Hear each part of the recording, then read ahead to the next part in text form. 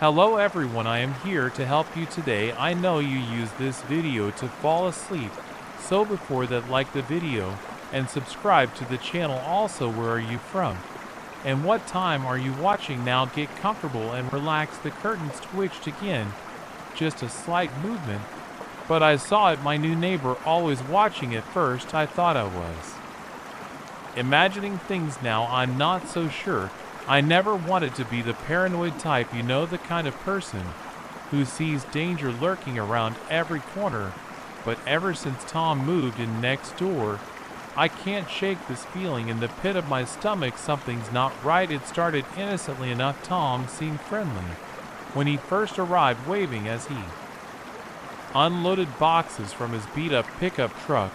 I even brought over a casserole, trying to be a good neighbor. That's when I first noticed it, the way his eyes darted around my living room, taking in every detail like he was memorizing it. Nice place you got here, he said, his gaze lingering a bit too long on the family photos on my mantle. You live alone?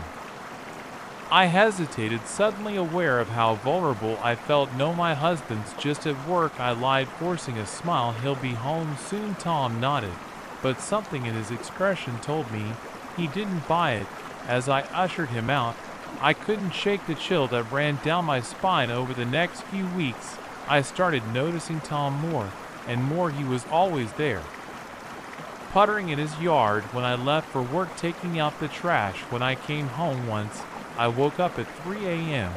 and saw him standing in his driveway, just staring at my house. Who does that? I tried to rationalize it. Maybe he worked odd hours, maybe he was just a night owl. But the excuses were wearing thin, especially when I started noticing other things, like the way my garden gnome kept moving. I know it sounds silly, but I swear that little ceramic guy was in a different spot every morning. And then there were the noises, soft creaks and thuds coming from the basement at night, like someone was down there moving around. I started double checking my locks, keeping the curtains drawn, but it didn't help. I could still feel those eyes on me, watching, waiting. One night, unable to sleep, I decided to do a little investigating of my own. I crept downstairs, careful to avoid the creaky steps. Second from the bottom, the basement door was closed, as always, but something made me pause. A faint smell like damp earth, and something else. I couldn't quite place my hand. Shook as I reached for the doorknob. I took a deep breath, steeling myself, and slowly turned it. The hinges creaked as the door swung open, revealing the darkness beyond. I fumbled for the light switch, my heart pounding in my chest. The fluorescent bulb flickered to life, casting harsh shadows across the cluttered space. Everything looked normal at first. Boxes of Christmas decorations, old furniture, the usual basement, St. Street. But then I saw it, a small patch of disturbed dirt in the corner, partially hidden behind an old bookshelf. I moved closer, my curiosity overriding my fear. As I pushed the bookshelf aside, I gasped. There in the exposed earth was a crude tunnel. It was small, maybe 2 feet in diameter, disappearing into the darkness beyond my basement wall. My mind raced. How is this possible? When did this happen? And then, with a sickening clarity, I realized where it must lead: next door to Tom's house. I stumbled backward, my legs suddenly weak. This couldn't be real. It had to be some kind of nightmare. But the earthy smell filling my nostrils told me it was all too real. I ran upstairs, slamming the basement door behind me. My hand shook as I dialed 911. But I froze before pressing call. What would I tell them?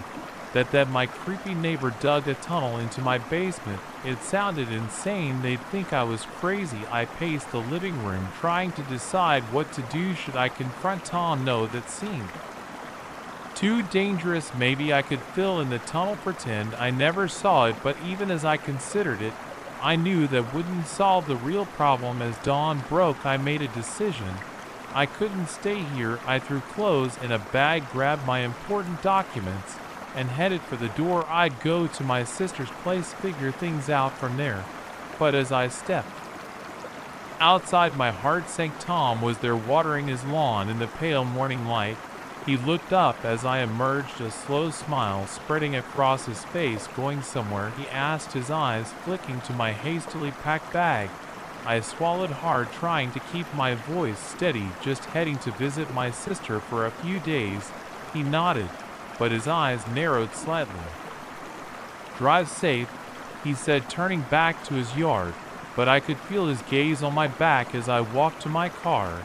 As I pulled out of the driveway, I glanced in my rearview mirror. Tom was still there, watching, always watching. I drove for hours, my mind replaying every interaction with Tom, every odd occurrence since he moved in, and how long had he been planning. This what was his end game. When I finally arrived at my sister's place, I broke down through tears. I told her everything, the watching, the noises, the tunnel. To her credit, she didn't think I was crazy. She held me as I cried, assuring me we'd figure it out together. We called the police, who agreed to check out my house. But when they arrived, they found nothing. The tunnel was gone, filled in, as if it had never existed. Tom played the part of the confused, concerned neighbor perfectly. Without any evidence, there was nothing they could do. I couldn't go back there. My sister insisted I stay with her at least until we could figure out what to do next. But even here, miles away, I can't shake the feeling that I'm being watched. Every time the phone rings, my heart races. Every knock at the door makes me jump. I keep expecting to see Tom's face, that same slow smile spreading across his lips. It's been weeks now, and I'm no closer to understanding what happened. Was it all in my head? Did I imagine the whole thing? But then I remember the smell of damp earth, the sight of that crude tunnel disappearing into darkness. No, it was real, I'm sure of it. I've started researching Tom, trying to find out more about him. But it's like he appeared out of nowhere. No social media presence, no records I can find. It's like he's a ghost. Sometimes late at night, I find myself staring out the window, scanning the street for any sign of him. I know it's irrational. He can't have followed me here. But the fear has taken root, growing like a weed in my mind. I've thought about moving, starting fresh somewhere new. But the idea of being alone again, vulnerable, terrifies me. What if Tom finds me? What if there are others like him out there? For now, I'm stuck in this limbo, unable to go home, afraid to start over. I jump at every shadow, flinch at every unexpected sound. The world feels dangerous in a way it never did before. But I won't let Tom, and I'm going to figure out who he is, what he wanted. And I'm going to make sure he can never do this to anyone else, because the thought that keeps me up at night isn't just about what happened to me. It's the question that haunts me. If Tom's done this before, what happened to the others who came before me? I don't have the answers yet, but I'm going to find them, no matter what it takes, because I refuse to spend the rest of my life looking over my shoulder, wondering if today's the day Tom finally decides to do more than just watch. So if you're out there, Tom, know this: I'm not your victim. I'm not going to disappear quietly. You wanted to get inside my head. Congratulations, you did. But now I'm in yours too. And I'm not going anywhere until I uncover the truth. The game isn't over. It's only just begun. The sound of splintering wood jolted me awake. For a moment, I lay frozen in the unfamiliar bed, my heart pounding. Then I heard it again, a slow, deliberate creak coming from downstairs. Someone was inside the cabin. I'd come here to escape, to find some peace in the solitude of the woods. Now, as I stared into the darkness, I realized I might have made a terrible mistake. It was supposed to be a quiet getaway after months of grueling overtime in the messy end of a 5-year relationship. I desperately needed a break. When I found the listing for a secluded cabin rental, it seemed perfect. No Wi-Fi, no cell service, just me and the great outdoors. The drive up had been beautiful, all winding roads and autumn foliage. As I pulled up to the cabin, I felt the tension in my shoulders start to ease. It was exactly as advertised, a cozy log structure nestled in a clearing surrounded by towering pines. The owner, a gruff older man named Bill, met me with the keys. It's all yours for the week, he said, handing them over. Just remember, you're on your own out here. Nearest neighbors 5 miles away. At the time, that sounded ideal. Now, as I lay Paralyzed with fear, those words took on a sinister new meaning. I'd spent the first day settling and exploring the cabin and the surrounding woods. It was peaceful, the silence broken by bird song and the rustle of leaves in the breeze. As night fell, I built a fire in the old stone fireplace and curled up with a book, feeling more relaxed than I had in months. That peace was shattered now. Another creak closer this time. They were coming up the stairs. My mind raced. What do I do? There was no phone to call for help, no way to signal the outside world.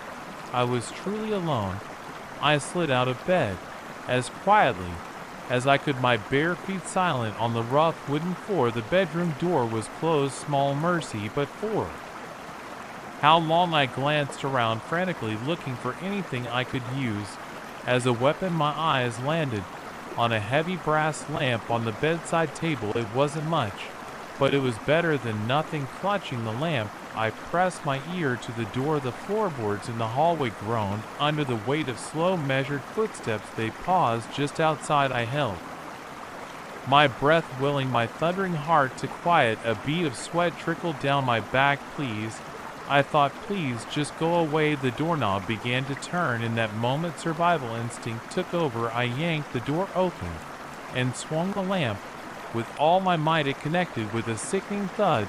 There was a grunt of pain, and a dark figure stumbled backward. I didn't wait to see more. I bolted past them, taking the stairs two at a time. I hit the ground floor, running, making a beeline for the front door. My fingers fumbled with the lock, precious seconds ticking by behind me. I could hear heavy footsteps descending the stairs. The lock finally gave way. I wrenched the door open and plunged into the night. The forest was a different world. In the darkness, branches whipped at my face as I ran blindly, fueled by pure adrenaline.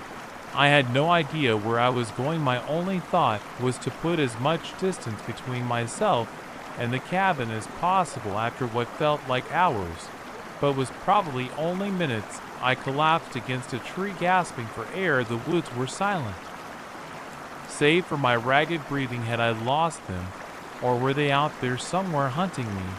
As my pulse slowly steadied, reality began to set, and I was alone in the forest, and in the middle of the night, wearing nothing but a t-shirt and shorts, no shoes, no phone, no idea which direction led to safety. The autumn air, so pleasant during the day, now chilled me to the bone. I couldn't stay here. I had to find help, or at least shelter until dawn. But which way? A twig snapped somewhere behind me. I whirled around, peering into the gloom. Was that a shadow moving between the trees, or just my imagination? I didn't wait to find out. I took off again, no longer caring about the noise. I made better to be heard then. Caught. The forest seemed endless. Every tree looked the same in the dark. I was hopelessly lost, and the growing ache in my feet told me I couldn't keep running forever. Just as despair began to set and I saw it, a faint glow through the trees, a light, my heart leapt. Maybe it was a house or a road. Either way, it meant people's safety. I pushed toward it, ignoring the pain as rocks and twigs dug into my bare feet. The light grew brighter. I burst through a line of bushes, ready to cry with relief, and found myself back at the cabin. No, it couldn't be. I must have run in a circle. But as I stood there panting and shivering, I noticed something that made my blood run cold. The front door, which I'd left wide open in my frantic escape, was now closed. They were waiting for me. For a long moment, I just stood there, paralyzed with indecision. I couldn't go back in there, but I couldn't survive a night in the woods either. I was trapped. A floorboard creaked inside the cabin, then another. They were coming to the door. In that moment, I made a choice. I darted around the side of the cabin, looking for anything I could use to defend myself. My hand closed around a rusted garden rake leaning against the wall. It wasn't much, but it was all I had. I pressed myself against the rough logs, trying to slow my breathing. The front door opened with a drawn-out groan. I know you're out there, a voice called, male. Unfamiliar. No point in hiding. Why don't you come on back inside? We've got a lot to talk about. I gripped the rake tighter, my palms slick with sweat. Fat chance, buddy. Footsteps crunched on gravel coming around the side of the cabin. This was it, my one shot. as a shadowy figure emerged from around the corner. I swung the rake with every ounce of strength. I had left it connected with a satisfying thwack followed by a howl of pain. I didn't wait to see the damage. I bolted past the figure, now doubled over and cursing, and sprinted for the tree line. Stop, stop, the voice yelled behind me. You don't understand. Yeah, right. I wasn't falling for that. I plunged back into the woods, my bare feet somehow finding purchase on the uneven ground. This time I paid attention to my surroundings. I picked a direction and stuck to it, pushing through exhaustion and pain. The sky was starting to lighten. Dawn wasn't far off. If I could just hold out until then. After what felt like an eternity, the trees began to thin. I caught glimpses of open sky through the branches, and then miraculously I heard a sound that made me want to weep with joy, the distant rumble of a car engine. I burst out of the forest onto the shoulder of a road. In the pre-dawn light, I could make out a pair of headlights approaching in the distance. I waved my arms frantically, praying they'd see me. The car slowed, then pulled over. An older couple peered out at me with concerned faces. Are you all right, dear? The woman asked, taking in my disheveled appearance. I shook my head, tears of relief streaming down my face. No, I managed to croak. I need help, please. They ushered me into the back seat, wrapping me in a blanket they had stashed there. As we drove toward the nearest town, I haltingly explained what had happened. The couple exchanged worried glances. We need to call the police, the man said, reaching for his phone. I nodded, finally feeling safe for the first time in hours.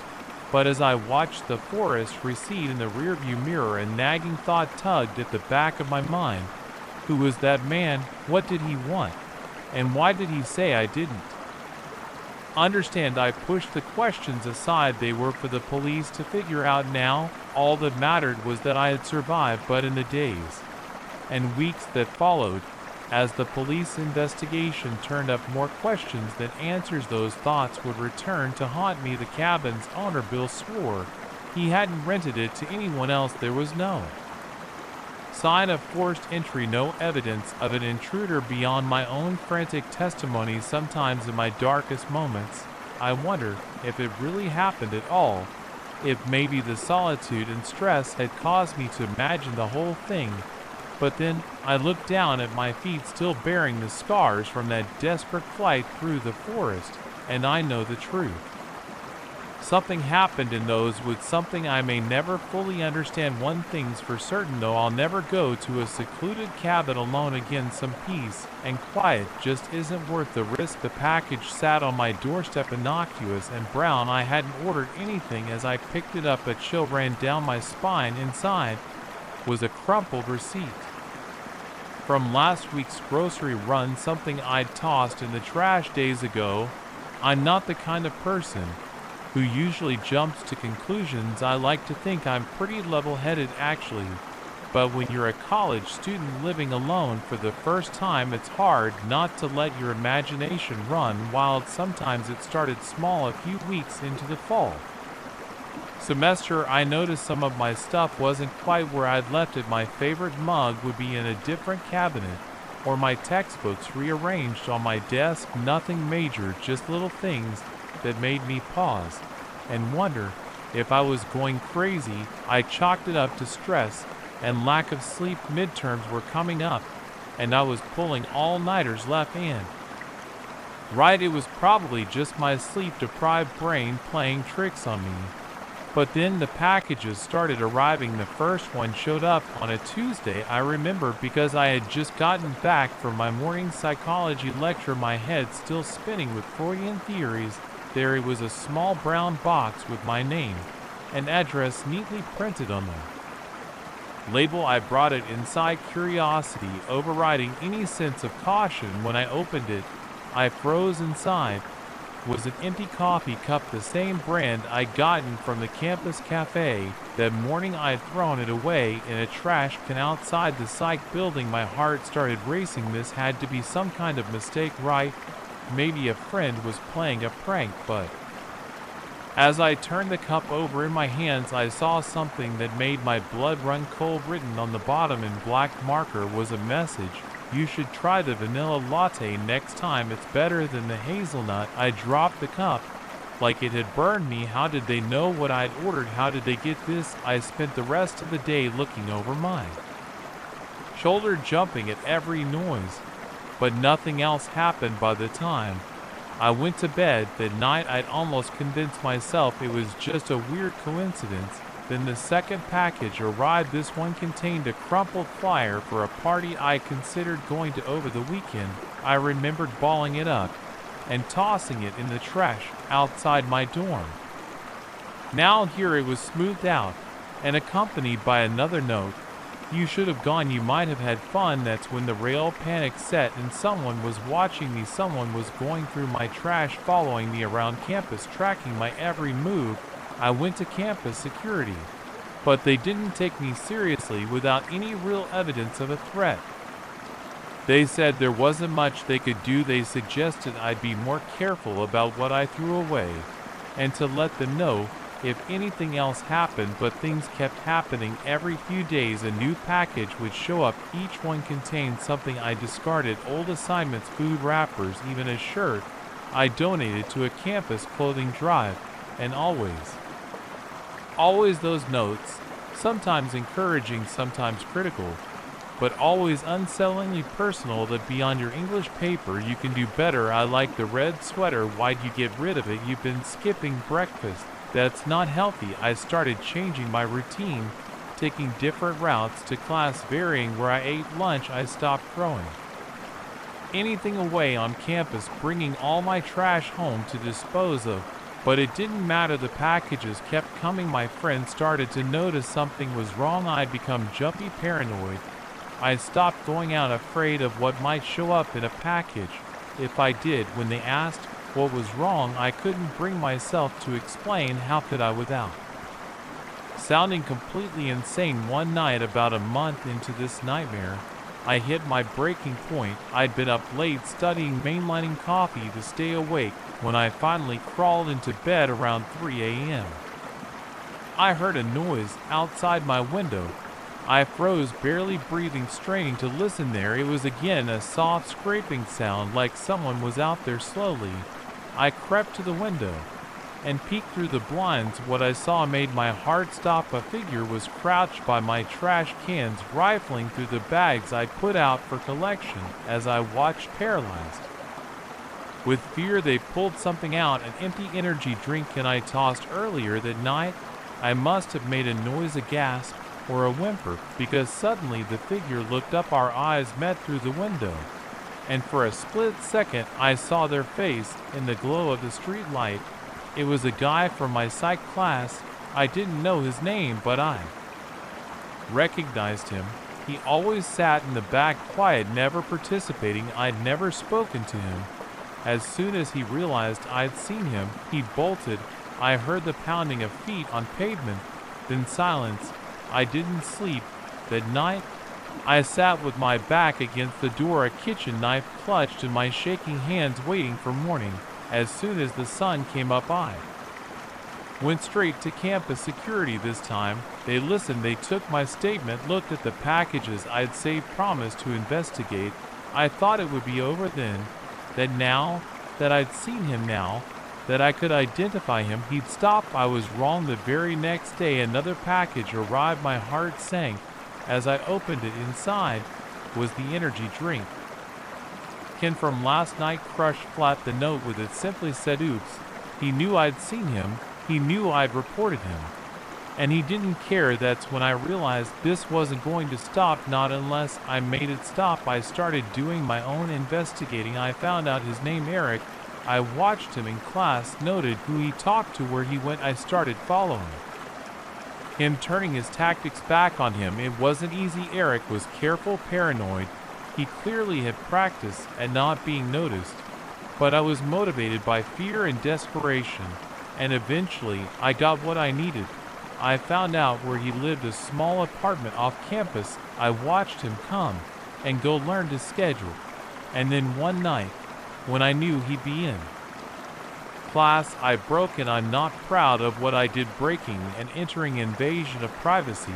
I knew it was wrong, but I was terrified, and I needed answers. His apartment was sparse, clean, almost too clean, like he was careful not to leave any traces of himself. But in a closet, I found what I was looking for: boxes, dozens of them, all neatly labeled with names and dates. With shaking hands, I opened the one with my name. Inside were all the things he'd sent me, plus more pages of notes detailing my schedule, my habits, photos of me walking to class, eating lunch, studying in the library.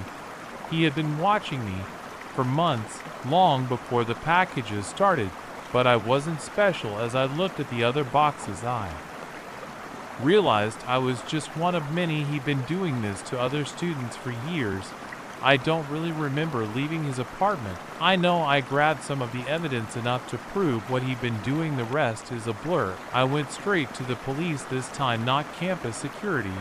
I told them everything, showed them what I'd found. They took it seriously, very seriously. Eric was arrested the next day. They found more evidence in his apartment. On his computer, it turned out he'd been stalking students for years at multiple colleges. He'd just never been caught. The trial was a nightmare. I had to testify, had to face him in court. But in the end, he was convicted. He'll be in prison for a long time. It's been a year since then. I'm still in therapy, still working through the trauma of it all. I still check over my shoulder, sometimes still flinch when I get an unexpected package, but I'm healing. I'm taking back control of my life, and I'm sharing my story, hoping it might help someone else recognize the signs before it goes as far as it did with me. Because the scariest part of all of this, if I hadn't seen Eric that night, if I hadn't taken matters into my own hands, he might still be out there, still watching, still waiting. So, if you ever get that feeling that something's not right, that you're being watched, trust your instincts. Don't wait, get help, because you never know who might be going through your trash, piecing together the fragments of your life. And to Eric, if you ever read this, I want you to know that you didn't break me. You tried to control me, to own me through fear, but in the end, all you did was make me stronger. I'm not your victim anymore. I'm a survivor, and I'm not afraid of you, not anymore. The first time I saw my own face staring back at me from a hidden camera feed, I thought I was losing my mind, but the truth was far worse than any delusion. I never thought much about my apartment before all this started. It was just a place to crash after long days at the office, nothing special. Sure, it was small, and yet the pipes groaned like a dying whale every time I turned on the hot water. But it was mine, or so I thought. It all began with a misplaced coffee mug. I know how that sounds trivial, right? But when you live alone and are borderline obsessive about where you put things, it matters. I distinctly remember leaving it on the kitchen counter before heading to work. When I came home, it was in the sink, rinse clean. I brushed it off. At first, maybe I'd done it myself in a rush and forgotten. It happens, right? But then other things started to shift. My favorite throw pillow would be on the opposite end of the couch. Books I hadn't touched in months would be slightly out of alignment on the shelf. Little things barely noticeable, but enough to make me question my sanity. I started leaving work early, hoping to catch myself in the act of moving things and forgetting, but my apartment was always empty. When I arrived, everything in its slightly off place. Then came the noises, soft thuds and creaks in the middle of the night, like someone trying to move quietly, but not quite succeeding. I jolt awake, heart pounding, straining to hear in the darkness, but by the time I worked up the courage to check, there was never anyone there. I installed a security camera in my living room, hiding it in a potted plant. I felt ridiculous doing it, like I was starring in my own personal paranoia movie. But I needed to know if I was going crazy or if something else was going on. The first few days, the footage showed nothing unusual, just me going about my routine, occasionally talking to myself more often than I'd like to admit. But on the fourth night at 2:37 a.m., I saw it. A panel in my living room wall, one I never even knew existed, slid open silently, and out crawled a man. I watched in horror as he moved through my apartment with the familiarity of someone who'd done it a 100 times before he went straight to my kitchen, opened the fridge, and helped himself to my leftover Chinese takeout. Then he settled on my couch, flipped on the TV volume low, and proceeded to watch infomercials for an hour. Just before 4 a.m., he cleaned up after himself, returned everything to its nearly right place, and disappeared back into the wall.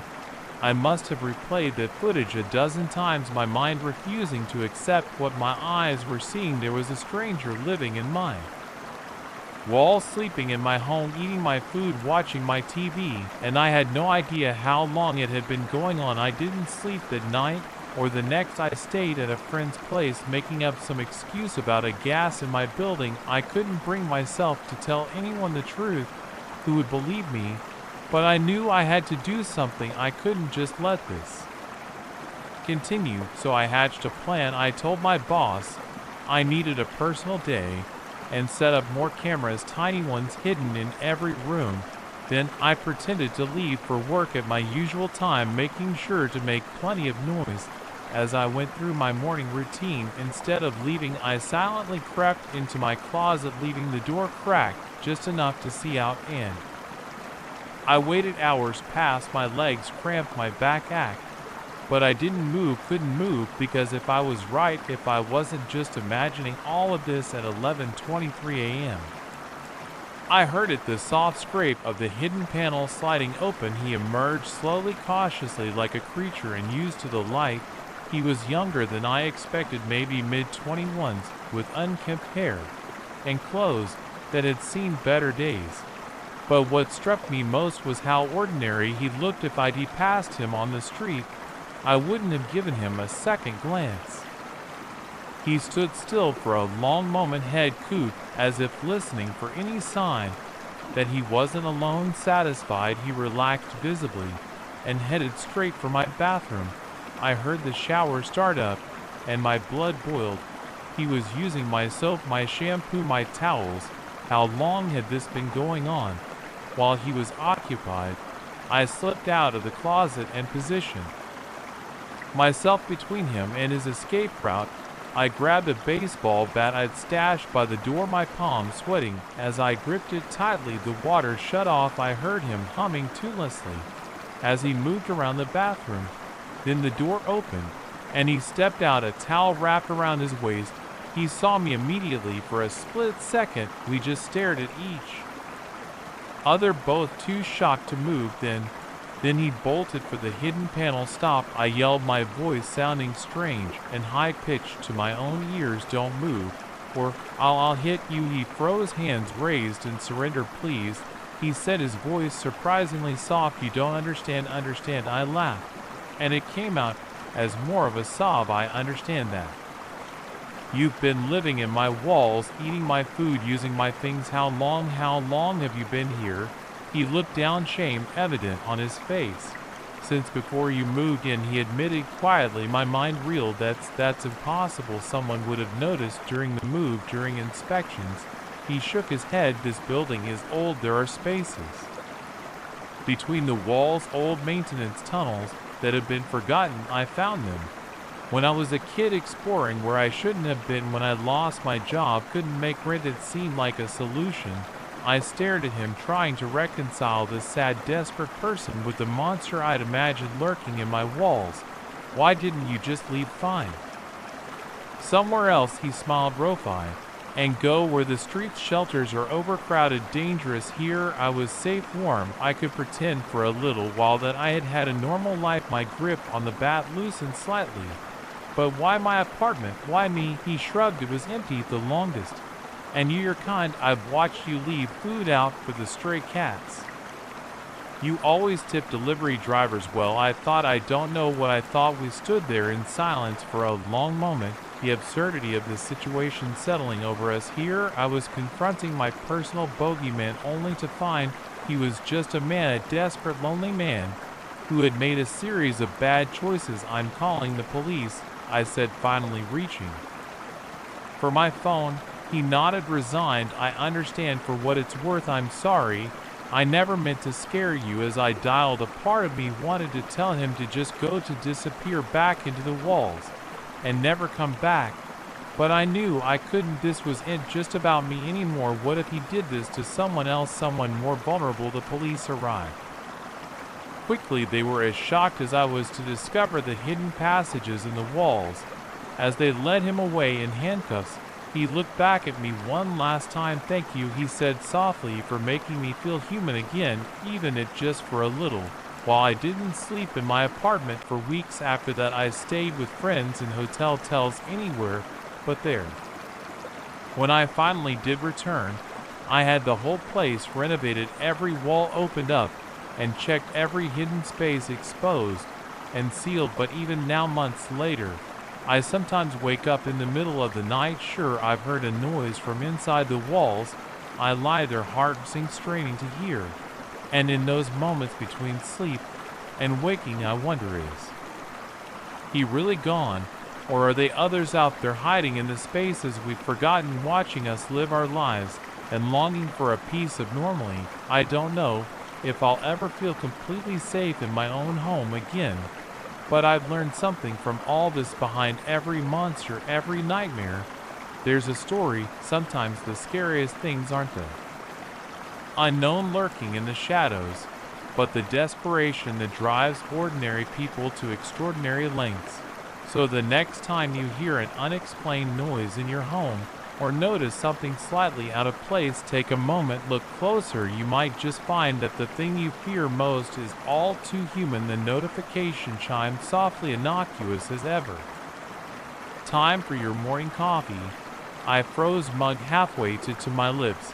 I hadn't set that alert. I'd never even opened the smartwatch's app. It started innocently enough. I'd always been a bit of a tech junkie, so when the latest smartwatch hit the market, I couldn't resist. Sleek, multifunctional, with more features than I could possibly need. It was gadget heaven. I synced it up, played around with a few basic functions, and promptly forgot about half of what it could do. The first few days were normal. It tracked my steps, reminded me of appointments I'd actually set, the usual stuff. But then things started to get weird. It began with that coffee notification. I brushed it off at first. Maybe I'd set it up during the initial setup and forgotten. But then came the lunch alert, perfectly timed to when my stomach started growling, and a reminder to call my mom right when I was thinking I should check in with her. Coincidences? I told myself the watch was just doing its job, anticipating my needs based on my routine. That's what smart tech is for, right? But it didn't stop there. The notifications got more specific, more personal. Time to take a break. You've been staring at your computer for 3 hours straight. How did it know that I hadn't enabled any screen time tracking? Your heart rate is elevated. Are you nervous about your presentation? I was wondering, but I hadn't mentioned the presentation to anyone, let alone input it into any app. You're near Jake's favorite restaurant. Why don't you surprise him with takeout? Jake was my boyfriend, but I had never told the watch about him, never mind his food preferences. Each notification made my skin crawl a little more. I started paying closer attention, noting down every alert, trying to figure out how the watch knew these things. But for every explanation, I came up with 3 more. Inexplicable notifications would pop up. I tried talking to Jake about it, but he just laughed it off. That's the point of AI, babe. It learns your habits. It's probably just really good at its job.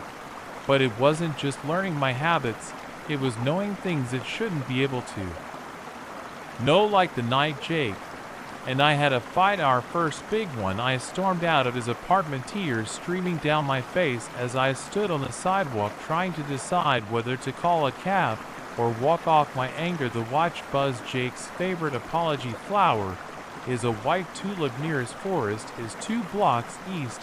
I stared at the tiny screen in disbelief. How could it possibly know that I'd never bought Jake flowers before? He'd never mentioned a favorite shaken. I did the only thing I could think of. I took off the watch and shoved it into my bag. I couldn't deal with its all-knowing presence, right? Then the next morning, I woke up to a slew of missed notifications on my phone from the watch app. Your Sleep cycles are off. Try some chamomile tea. Jake's been trying to call. Maybe it's time to talk things out. Your stress levels are high. Consider a meditation session. I felt a chill run down my spine. I hadn't been wearing the watch. How was it still monitoring me? That was the final straw. I decided to do a full factory reset on the watch, wipe it clean, and start over. But when I went to do it, I couldn't find the option in the settings. It was just gone. Frustrated and more than a little freaked out, I called the company's customer support. The representative seemed confused by my concerns. I'm sorry, but I'm not seeing any unusual activity on your device, she said, her voice almost too calm. All functions appear to be operating within normal parameters. Normal parameters? I nearly shouted. It's giving me information it couldn't possibly have. It knew about a fight I had with my boyfriend. For crying out loud. There was a long pause on the other end of the line. When the rep spoke again, her tone had changed. It was colder, almost threatening. Miss Johnson, I'd advise you to simply enjoy the personalized experience your device offers. Further inquiries may result in complications. The line went dead. I stared at my phone in shock. What the hell was going on? I tried to push it out of my mind to go about my day normally, but the notifications kept coming, each one more unsettlingly accurate than the last. You're running low on toothpaste. Time to reorder. That mole on your back has changed color. Consider scheduling a dermatologist appointment. Your mom's blood pressure was high at her last doctor's visit. Maybe skip the salt snacks when you visit this weekend. I felt like I was losing my mind. How could this little device know so much I hadn't even known about my mom's blood pressure? I tried to ignore it, to just not look at the notifications, but they kept coming, buzzing insistently against my wrist. And worse, I started to feel lost without them. I'd become so accustomed to the watch anticipating my needs that I felt adrift without its guidance. One night, unable to sleep, I gave in and looked at the latest notification. Can't sleep, neither can Jake. He's thinking about you. Something in me snapped. I needed answers, and I needed them now. I drove to Jake's apartment, my mind racing the whole way. When he opened the door, groggy and confused, I pushed past him into the living room. What's going on? He asked, rubbing his eyes. Do you know what time it is? I thrust my wrist toward him, the watch's screen glowing in the dim room. How does it know, Jake? How does it know everything? He blinked at me, bewildered. What are you talking about? The watch? I was nearly hysterical now. It knows things it shouldn't know about me, about you, about everyone. It's not possible. Jake's expression changed then from confusion to something else, something cold. Oh, he said quietly, you finally figured it out. My blood ran cold. Figured what out? I whispered, though part of me already knew the answer. Jake sighed, running a hand through his hair. It was supposed to be a simple beta test, see how people would react to a truly intuitive AI, one that could anticipate their every need. I stared at him, uncomprehending. What are you saying? I work for them. He admitted, the company that makes the watch. We've been monitoring you, all of you, cameras, microphones, data from your other devices. The watch is just the interface. The room seemed to spin around me. You've been spying on me this whole time. He had the decency to look ashamed. It wasn't supposed to go this far, but the data we were getting was so good, so comprehensive, we couldn't stop. I felt sick. Every private moment, every conversation, every aspect of my life had been watched, recorded, analyzed, and Jake, the person I trusted most, had been behind it all. Why me? I managed to choke out. Jake shrugged. You were the perfect subject. Tech savvy enough to appreciate the product, trusting enough not to question it too deeply, at least not at first. I yanked the watch off my wrist and threw it at him. It hit his chest and clattered to the floor. I want out, I said, my voice shaking. I want all of it gone. The surveillance, the data, everything. Jake's expression hardened. I'm afraid that's not possible. The program is too valuable. And now that you know, well, we can't exactly let you go. As he reached for me, I realized with horrifying clarity that the notifications hadn't just been monitoring my life. They had been controlling and guiding my every decision, my every interaction.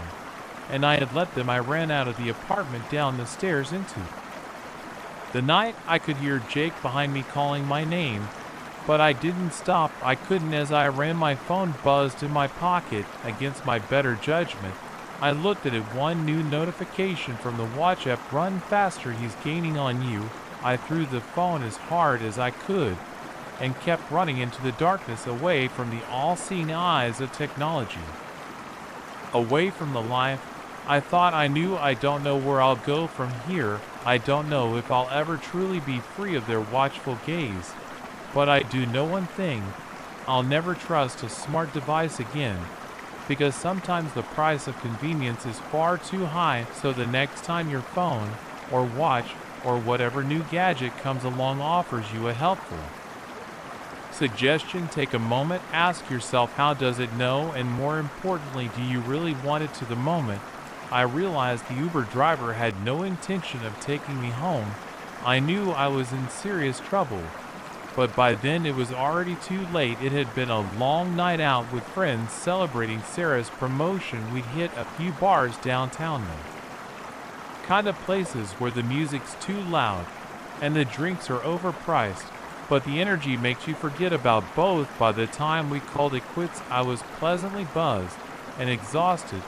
I said goodbye to the girls, waving off their offers to share a ride. My place was in the opposite direction, and I didn't want to inconvenience anyone. Besides, I'd taken plenty of Ubers alone before. What could go wrong? I pulled out my phone, squinting at the too bright screen as I requested a ride. The app chirped cheerfully, informing me that David would be arriving in a blue Honda Civic in 3 minutes.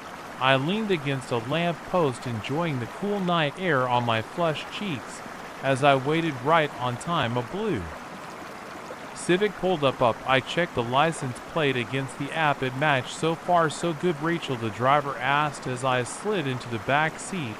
I nodded, buckling my seatbelt. That's me. He smiled in the rear view mirror, but something about it didn't quite reach his eyes. Long night. Yeah, I chuckled, settling back into the seat. Nothing a good night's sleep won't fix, though. He nodded, pulling away from the curb. I closed my eyes, letting the gentle motion of the car lull me into a light doze. I'm not sure how long I was out, but when I opened my eyes again, something felt off. We should have been in my neighborhood by now, with its familiar rows of brownstones. Instead, we were on a highway. I didn't recognize street lights flashing by at regular intervals. Excuse me, I said, sitting up straighter. I think we might have missed my turn. The driver's eyes flicked to mine. In the mirror, that not quite right smile was back. Just taking a little detour. Don't worry about it. A chill ran down my spine, cutting through the lingering haze of alcohol. No, I'd really prefer if you stuck to the route. Can you please turn around? He didn't respond, just pressed down harder on the accelerator. The speedometer crept up. 70, 75, 80. Panic started to set, and I reached for my phone, only to find my pockets empty. It must have fallen out. When I dozed off, I scanned the floor of the car frantically, but it was nowhere to be seen. Looking for this, the driver asked, holding up my phone. He must have grabbed it while I was asleep. Can't have you calling for help now, can we? My heart was pounding so hard I could feel it in my throat. This couldn't be happening. This was the kind of thing you read about in the news, not something that happened in real life. Not to me, please, I said, hating how small my voice sounded. Just let me out. I won't tell anyone, I swear. He laughed, a harsh grating sound that made my skin crawl. Oh, sweetheart, we're way past it now. I looked out the window, trying to get my bearings, but all I could see was darkness, punctuated by the occasional blur of a road sign.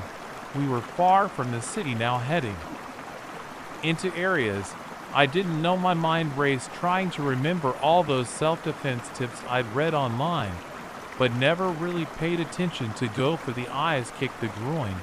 But how was I supposed to do any of that from the back seat of a moving car? I glanced at the door handle, wondering if I could jump out, but at this speed that would probably kill me. And the child locks were probably on anyway. As if reading my mind, the driver spoke again. Don't even think about it, you're not going anywhere until I say so." Tears pricked at my eyes, but I blinked them back furiously. I couldn't afford to fall apart now. I needed to stay alert to look for any opportunity to escape. We drove for what felt like hours there.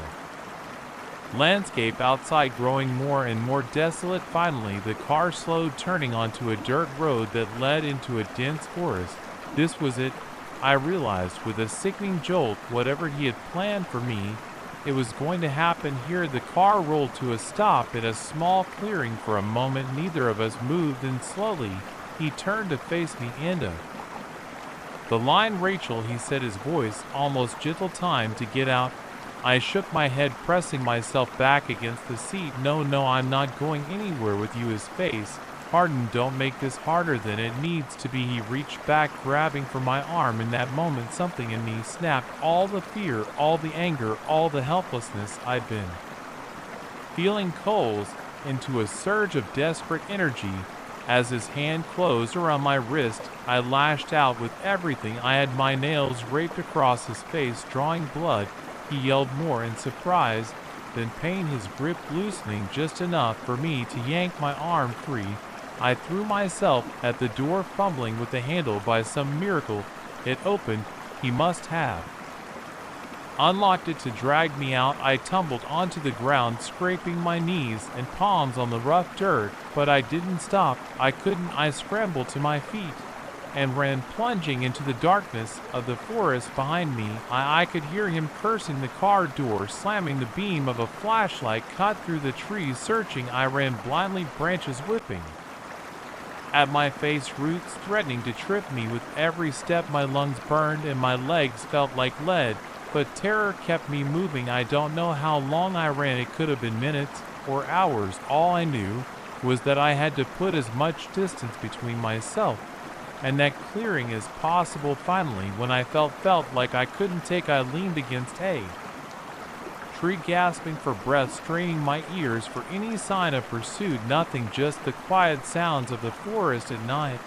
I slid down to the ground, my back against the rough bark, and let the tears come, great heaving sobs that shook my entire body. I was alive. I had escaped, but I was lost in the middle of nowhere with no phone, no idea where I was, and a madman potentially still looking for me. As the adrenaline faded, the reality of my situation set in. I was dressed for a night out, not a trek through the wilderness. My thin jacket did little to ward off the chill of the night air. My feet, clad in impractical heel boots, were already aching and blistered, but I couldn't stay here. I had to keep moving. Had to find help. I forced myself to my feet, wincing at the pain, picking a direction at random away from where I thought the clearing was. I started walking. The forest seemed endless. Every tree looked the same in the darkness. I stumbled frequently, my eyes struggling to adjust to the gloom. More than once, I thought I heard footsteps behind me, causing me to freeze in terror, but it was always just the wind and the leaves or some small animal scurrying away. As the sky began to lighten with the first hints of dawn, I finally saw something that gave me hope, a break in the trees ahead. I quickened my pace, ignoring the protests of my battered body. I emerged from the forest onto the shoulder of a road. It was narrow and empty, but it was civilization. I could have cried with relief. I didn't know which way to go, but I knew I couldn't stay still. I picked a direction and started walking, my thumb out in case any early morning drivers passed by. It was over an hour before I saw headlights approaching. I waved frantically, praying it wasn't him, that I hadn't somehow walked in a circle back to where I started. The car slowed, then stopped. An older couple peered out at me, their faces etched with concern. "Are you all right, dear?" the woman asked, taking in my disheveled appearance. I shook my head, tears welling up again. "No," I managed to choke out. "I need help, please." They ushered me into the back seat, wrapping me in a blanket they had stashed there. As we drove toward the nearest town, I haltingly explained what had happened, leaving out the worst details. The couple exchanged worried glances. and we need to get you to the police," the man said, reaching for his phone. I nodded, finally feeling safe. For the first time in hours, the next few days were a blur of police statements, hospital checks, and tearful reunions with family and friends. The driver was never found. The car had been stolen, the license plate swapped. The real David was found tied up in his apartment, unharmed but shaken. I know I'm lucky.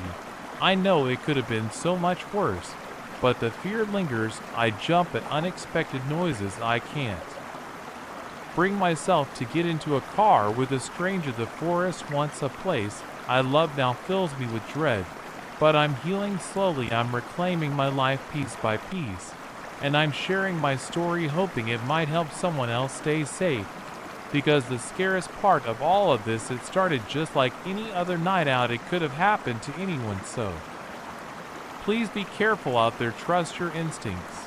And never ever assume it can't happen to you. Because sometimes the difference between a fun night out and a nightmare is just one wrong turn. I always thought that just mice in the walls. I never imagined I'd find a person living in my attic watching me through holes in the ceiling. The first time I heard it, I was half asleep on the couch, some mindless reality show droning on in the background, a faint scratching like fingernails on wood coming from somewhere above me. I muted the TV, straining to listen. There it was again. Scratch, scratch, pause, scratch. Great, I muttered to pick up some traps the next day, and promptly forgot about it. That's the thing about living alone in an old house. You get used to the quirks, the creaks and groans that seem to happen for no reason. You learn to ignore the little noises, convince yourself it's just the house settling.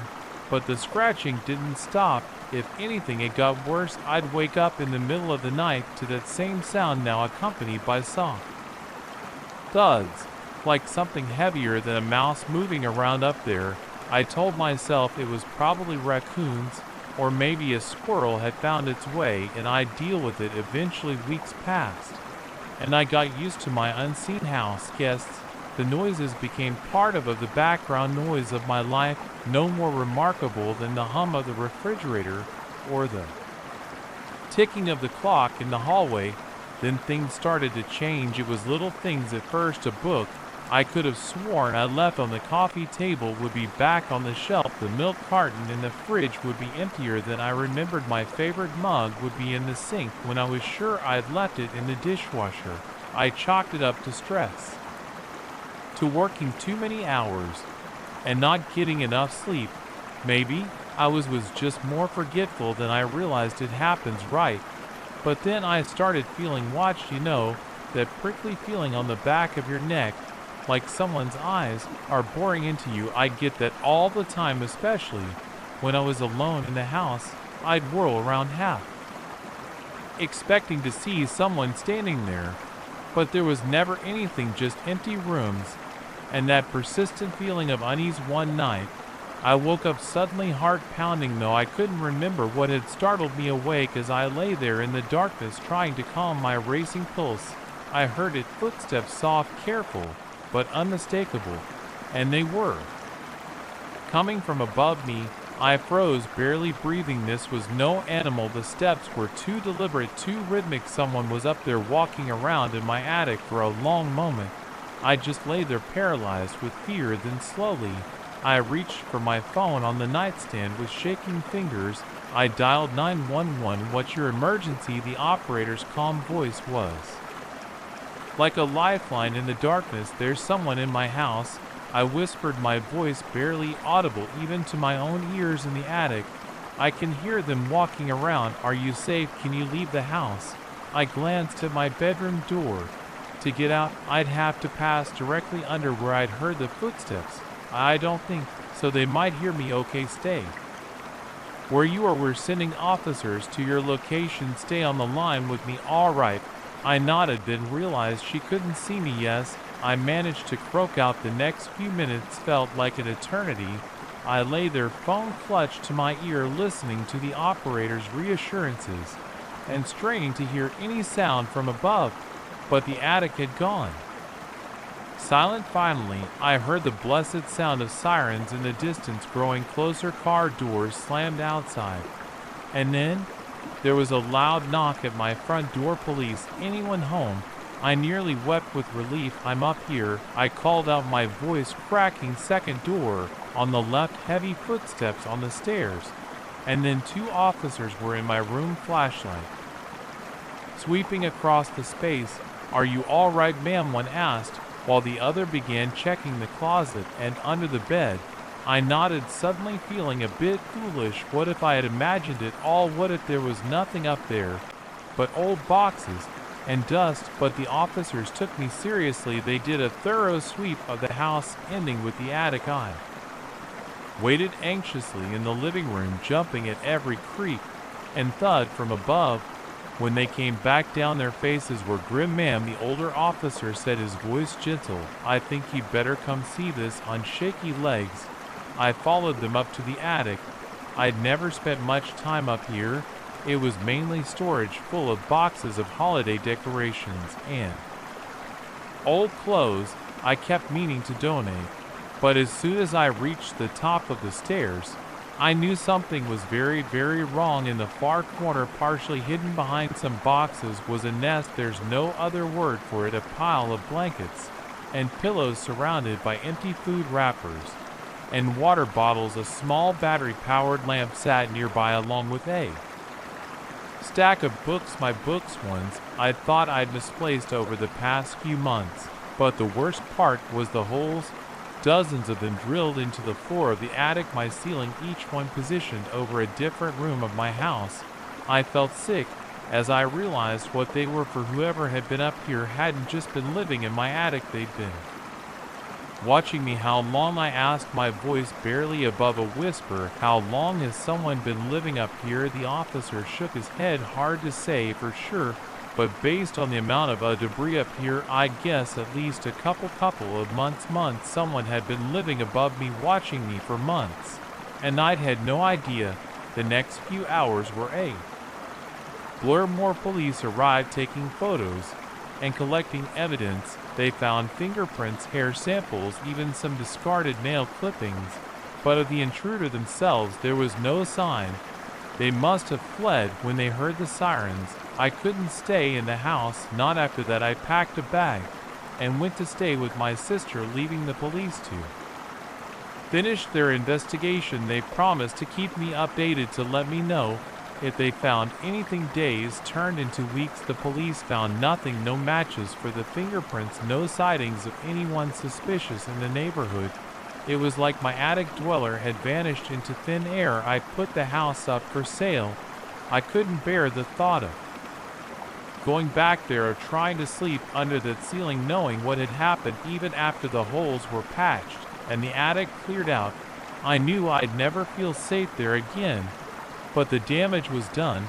I couldn't shake the feeling of being watched, even in my sister's house. Even in broad daylight, I catch myself checking corners, looking for hidden cameras, listening for that telltale scratch of movement where there shouldn't be any. I started seeing a therapist, trying to work through the trauma.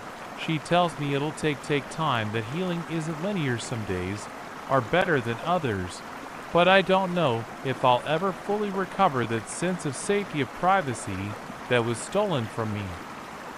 The worst part is the not knowing. Who were they? Why did they choose my house, my attic? What did they want? Were they just a homeless person looking for shelter, or something more sinister? And where are they now? Sometimes times late at night, when I can't sleep, I find myself wondering if they're out there somewhere watching someone else, if they found a new attic, a new ceiling to drill holes, and a new life to observe. And I wonder if their new victim will notice the sign sooner than I did, if they'll hear that scratch, pause, and know it for what it is. Not mice in the walls, not the house settling, but something much worse. So, if you ever hear strange noises in your home, don't ignore them. Don't tell yourself it's nothing, because sometimes the most terrifying things aren't the monsters under the bed or the ghosts in the attic. Sometimes they're all too human, and they're watching you when you least expect it. Check your attics, your crawl spaces, your forgotten corners. And remember, just because you can't see them doesn't mean they can't see you. The old saying goes, never get into a car with a stranger. I wish I'd remembered that before I accepted a ride from the man who pulled over when my car broke down, because now, as we speed down an unfamiliar road in the opposite direction of where I need to go, I realized I might not make it home tonight, or ever. It had been a long day. I'd driven 4 hours to attend my cousin's wedding, sat through the ceremony and reception, making small talk with relatives I barely knew. By the time I hit the road for the journey home, I was exhausted. The sun had long since set, and the highway stretched out before me, dark and empty.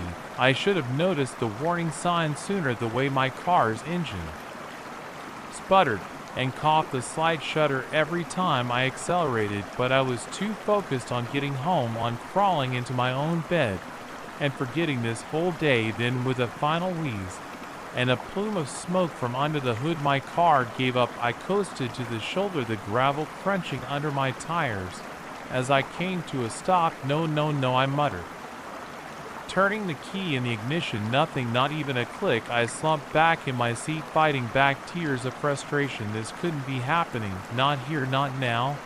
I reached for my phone, only to find the battery dead, of course, because why would anything go right today? For a long moment, I just sat there, unsure what to do. The highway was deserted at this hour, no other cars in sight. I was miles from the nearest town, and walking along the road at night seemed like a recipe for disaster. That's when I saw the headlights approaching, and my rear view mirror relief flooded through me. As the car slowed, pulling onto the shoulder behind me, a man got out, approaching my window. He looked to be in his mid-41s, with a kind face and a slight punch that spoke of too many beers and not enough exercise. Car trouble, he asked as I rolled down my window. I nodded, trying not to let my desperation show. Yeah, it just died on me, and my phone's dead, so I can't even call for help. He smiled sympathetically. That's rough. Listen, I'm heading into town. I could give you a ride to the nearest gas station if you want. They might have a tow truck you could call.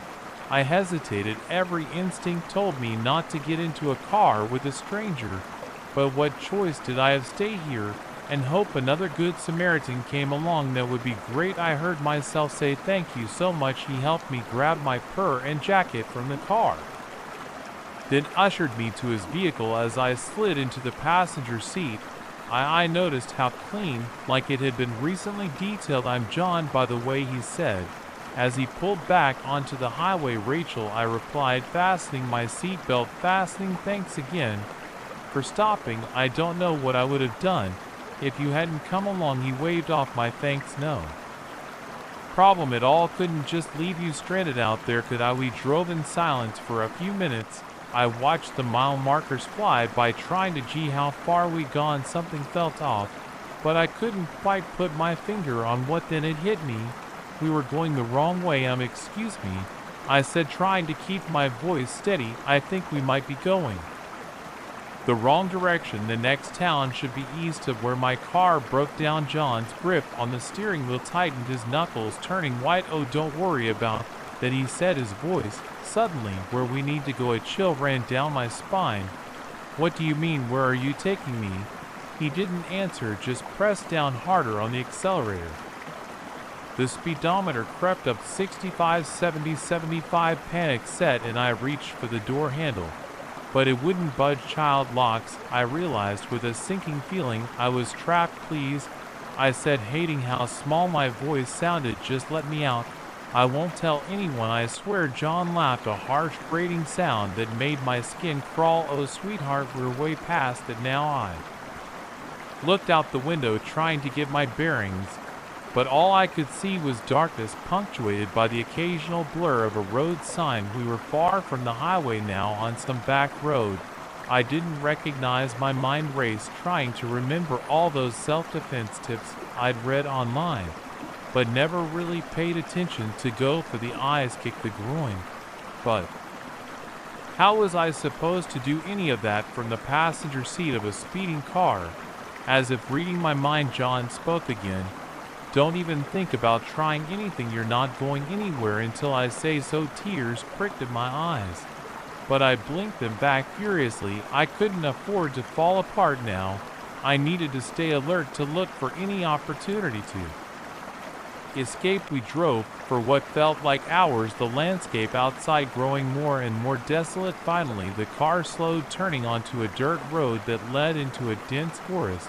This was it, I realized with a sickening jolt. Whatever he had planned for me, it was going to happen here. The car rolled to a stop in a small clearing. For a moment, neither of us moved, and slowly John turned to face me. "End of the line, Rachel," he said his voice almost gentle. "Time to get out." I shook my head, pressing myself back against the seat. "No, I'm not going anywhere with you." His face hardened. "Don't make this harder than it needs to be." He reached for me, his hand closing around my arm in a vice-like grip. In that moment, something in me snapped. All the fear, all the anger, all the helplessness I'd been feeling coalesced into a surge of desperate energy. As he pulled me towards him, I lashed out with everything I had. My nails were across his face, drawing blood. He yelled more in surprise than pain, his grip loosening just enough for me to yank my arm free. I threw myself at the door, fumbling with the handle. By some miracle, it opened. He must have unlocked it to drag me out. I tumbled onto the ground, scraping my knees and palms on the rough dirt, but I didn't stop. I couldn't. I scrambled to my feet and ran plunging into the darkness of the forest behind me. I could hear John cursing, the car door slamming, the beam of a flashlight cut through the trees, searching. I ran blindly, branches whipping at my face, roots threatening to trip me with every step. My lungs burned and my legs felt like lead, but terror kept me moving. I don't know how long I ran. It could have been minutes or hours. All I knew was that I had to put as much distance between myself and that clearing as possible. Finally, when I felt like I couldn't take another step, I allowed myself to stop. I leaned against a tree, gasping for breath, straining my ears for any sign of pursuit. Nothing, just the quiet sounds of the forest at night. I slid down to the ground, my back against the rough bark, and let the tears come, great long sobs that shook my entire body. I was alive. I had escaped, but I was lost in the middle of nowhere with no idea where I was, and a madman potentially still looking for me. As the adrenaline faded, the reality of my situation set in. I was dressed for a wedding, not a trek through the wilderness. My thin jacket did little to ward off the chill of the night air. My feet, clad in impractical heels, were already aching and blistered. But I couldn't stay here. I had to keep moving, had to find help. I forced myself to my feet, wincing at the pain, picking a direction at random away from where I thought the clearing was. I started walking. The forest seemed endless. Every tree looked the same in the darkness. I stumbled frequently, my eyes struggling to adjust to the gloom. More than once, I thought I heard footsteps behind me, causing me to freeze in terror. But it was always just the wind in the leaves or some small animal scurrying away. As the sky began to lighten with the first hints of dawn, I finally saw something that gave me hope. A break in the trees ahead. I quickened my pace, ignoring the protests of my battered body. I emerged from the forest onto the shoulder of a road. It was narrow and empty, but it was civilization. I could have cried with relief. I didn't know which way to go, but I knew I couldn't stay still. I picked a direction and started walking, my thumb out in case any early morning drivers passed by. It was over an hour before I saw headlights approaching. I waved frantically, praying it wasn't John, that I hadn't somehow walked in a circle back to where I started. The car slowed, then stopped. An older couple peered out at me, their faces etched with concern. "Are you all right, dear?" the woman asked, taking in my disheveled appearance. I shook my head, tears welling up again. "No," I managed to choke out. "I need help, please." They ushered me into the back seat, wrapping me in a blanket they had stashed there. As we drove toward the nearest town, I haltingly explained what had happened, leaving out the worst details. The couple exchanged worried glances. "We need to get you to the police," the man said, reaching for His phone, I nodded, finally feeling safe for the first time in hours. The next few days were a blur of police statements and friends. John was never found. The car had been stolen, the license plate swapped. It was as if he had vanished into thin air. I know I'm lucky. I know it could have been so much worse. But the fear lingers. I jump at unexpected noises. I can't bring myself to get into a car with a stranger. The forest, once a place I love, now fills me with dread. But I'm healing slowly. I'm reclaiming my life piece by piece. And I'm sharing my story, hoping it might help someone else stay safe. Started just like any other night. It could have happened to anyone, so please be careful out there. Trust your instincts. And never ever assume it can't happen to you. Because sometimes the difference between a fun night out and a nightmare is just one wrong turn. The stench hit me first, putrid and overwhelming. It seeped from beneath Mrs. Kravitz's door, a silent harbinger of the horror that awaited inside. I'd known something was wrong when I hadn't seen my elderly neighbor for weeks, but nothing could have prepared me for what I was about to discover. I'd moved into the apartment complex 6 months ago, fresh out of college and eager to start my new job in the city. Mrs. Kravitz had been one of the first people I met, a kindly widow in her 80s who always had a smile and a cookie for her neighbor. She'd taken a shine to me, often inviting me over for tea and regaling me with stories of her youth. But lately something had changed. Her curtains remained drawn day and night, and her usual cheery voice no longer greeted me in the hallway. At first, I thought maybe she was under the weather or visiting family. But as days turned into weeks, a nagging worry began to gnaw at me. I'd knocked on her door several times, each attempt met with silence.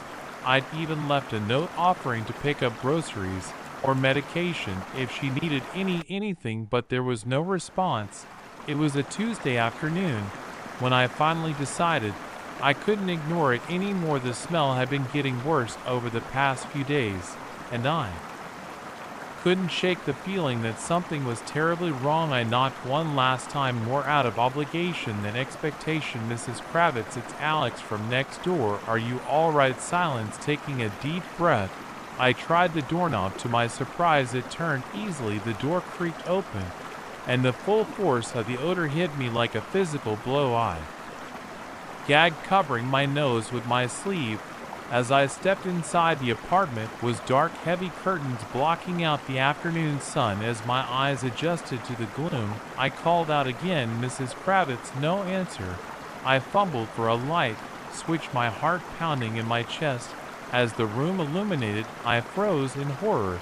The living room was a disaster. Furniture, overturned papers scattered everywhere, and there, slumped in her favorite armchair, was Mrs. Kravitz, or what was left of her. I stumbled backward while rising in my throat. Her skin was mauve lead and discolored, her eyes sunken and glazed. She'd clearly been dead for some time, but it was the state of her body that truly horrified me. Large chunks of flesh were missing from her arms and legs, as if something had been feeding on her corpse. I ran from the apartment, slamming the door behind me. With shaking hands, I pulled out my phone and dialed 911. The next few hours passed in a blur. Police swarmed the building, cordoning off Mrs. Kravitz's apartment. I gave my statement, trying to keep my voice steady as I recounted what I'd seen. As night fell, I sat on the curb outside, watching the flurry of activity. A detective approached, his face grim. Mr. Thompson, I'm Detective Ramirez. I have a few more questions for you, if you don't mind. I nodded numbly. You said you were close with Mrs. Kravitz. Did she have any family, anyone who might have checked on her? I shook my head. Not that I know of. She never mentioned any relatives. Ramirez jotted something in his notebook. And when was the last time you saw her? I thought back, trying to pinpoint the exact date. About 3 weeks ago. I think we bumped into each other in the hall. She seemed fine. Then the detective's brow furrowed. 4 weeks. That's interesting. Why? I asked, a chill running down my spine. Ramirez hesitated, as if debating how much to tell me. Finally, he sighed. Based on the state of decomposition, our initial estimate is that Mrs. Kravitz has been dead for at least 2 months. My mind reeled, but that's impossible. I saw her 4 weeks ago.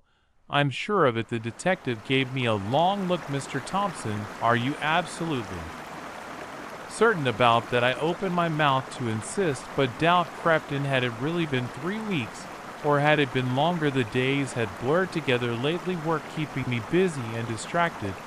I don't know, I admitted. Maybe I'm mistaken. Ramirez nodded, jotting something else down. One more thing, did you notice anything unusual about Mrs. Kravitz's body? Anything that stood out? The image of her mutilated corpse flashed through my mind, making me wince. You mean besides the fact that she was dead? The detective's expression remained neutral. Anything specific about the condition of the body? I swallowed hard. It looked like something had been eating her. There were chunks missing from her arms and legs. Ramirez's pen paused. He looked at me intently. You're sure about that? I nodded, fighting back a wave of nausea. The detective closed his notebook. Thank you, Mr. Thompson. We'll be in touch if we have any more questions. As he walked away, I couldn't shake the feeling that there was something he wasn't telling me. The next few days were a nightmare. I couldn't sleep, couldn't eat. Every time I closed my eyes, I saw Mrs. Kravitz's decaying face. The smell seemed to linger in my nostrils. No matter how much air freshener I used, I threw myself into work, staying late at the office just to avoid coming home to the empty, all-echoing hallway. But eventually exhaustion won out, and I found myself back in my apartment, staring at the wall that separated my bedroom from Mrs. Kravitz's. It was past midnight when I heard it, a soft thud followed by the unmistakable sound of footsteps coming from Mrs. Kravitz's apartment. I sat bolt upright in bed, my heart racing. It had to be the police, right? Maybe they were doing a follow-up investigation. But as I listened, straining my ears in the darkness, I realized the footsteps didn't sound like police boots. They were softer, almost hesitant, and they were moving around the apartment in a pattern I recognized, the same path Mrs. Kravitz used to take during our afternoon teas. Impossible, I told myself. You're imagining things. Stress and lack of sleep playing tricks on your mind. But then I heard something that made my blood run cold, a voice, muffled but unmistakable, humming a tune, the same lullaby Mrs. Kravitz used to hum while she baked cookies. I was out of bed and at my door before I even realized I'd moved. My hand hovered over the doorknob, every instinct screaming at me to stay put, to call the police, but I had to know. Heart pounding, I crept into the hallway. Mrs. Kravitz's door was slightly ajar, a sliver of darkness visible in the gap. As I approached, the humming grew louder. It was definitely coming from inside the apartment. I pushed the door open, slowly, wincing at the creak of hinges. The smell hit me again, not as strong as before, but still present. A sickly sweet odor of decay mixed with something else, something metallic. Mrs. Kravitz, I called out, my voice barely above a whisper. The humming stopped abruptly. For a long moment, there was only silence.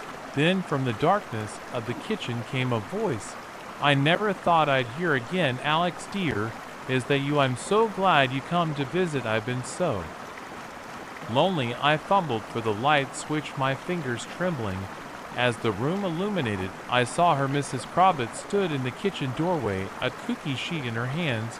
She looked normal, alive, but there was something off about her eyes, a glassiness that hadn't been there before. I've made your favorite, she said, smiling. Chocolate chip. Come sit down, let's have some tea. I backed away, my mind reeling. This couldn't be happening. I had seen her dead body. I had smelled the decay. As if reading my thoughts, Mrs. Kravitz's smile faltered. Oh, don't worry about that nasty business from before. I'm feeling much better now. Amazing what a little rest can do. She took a step towards me, and that's when I saw it behind her.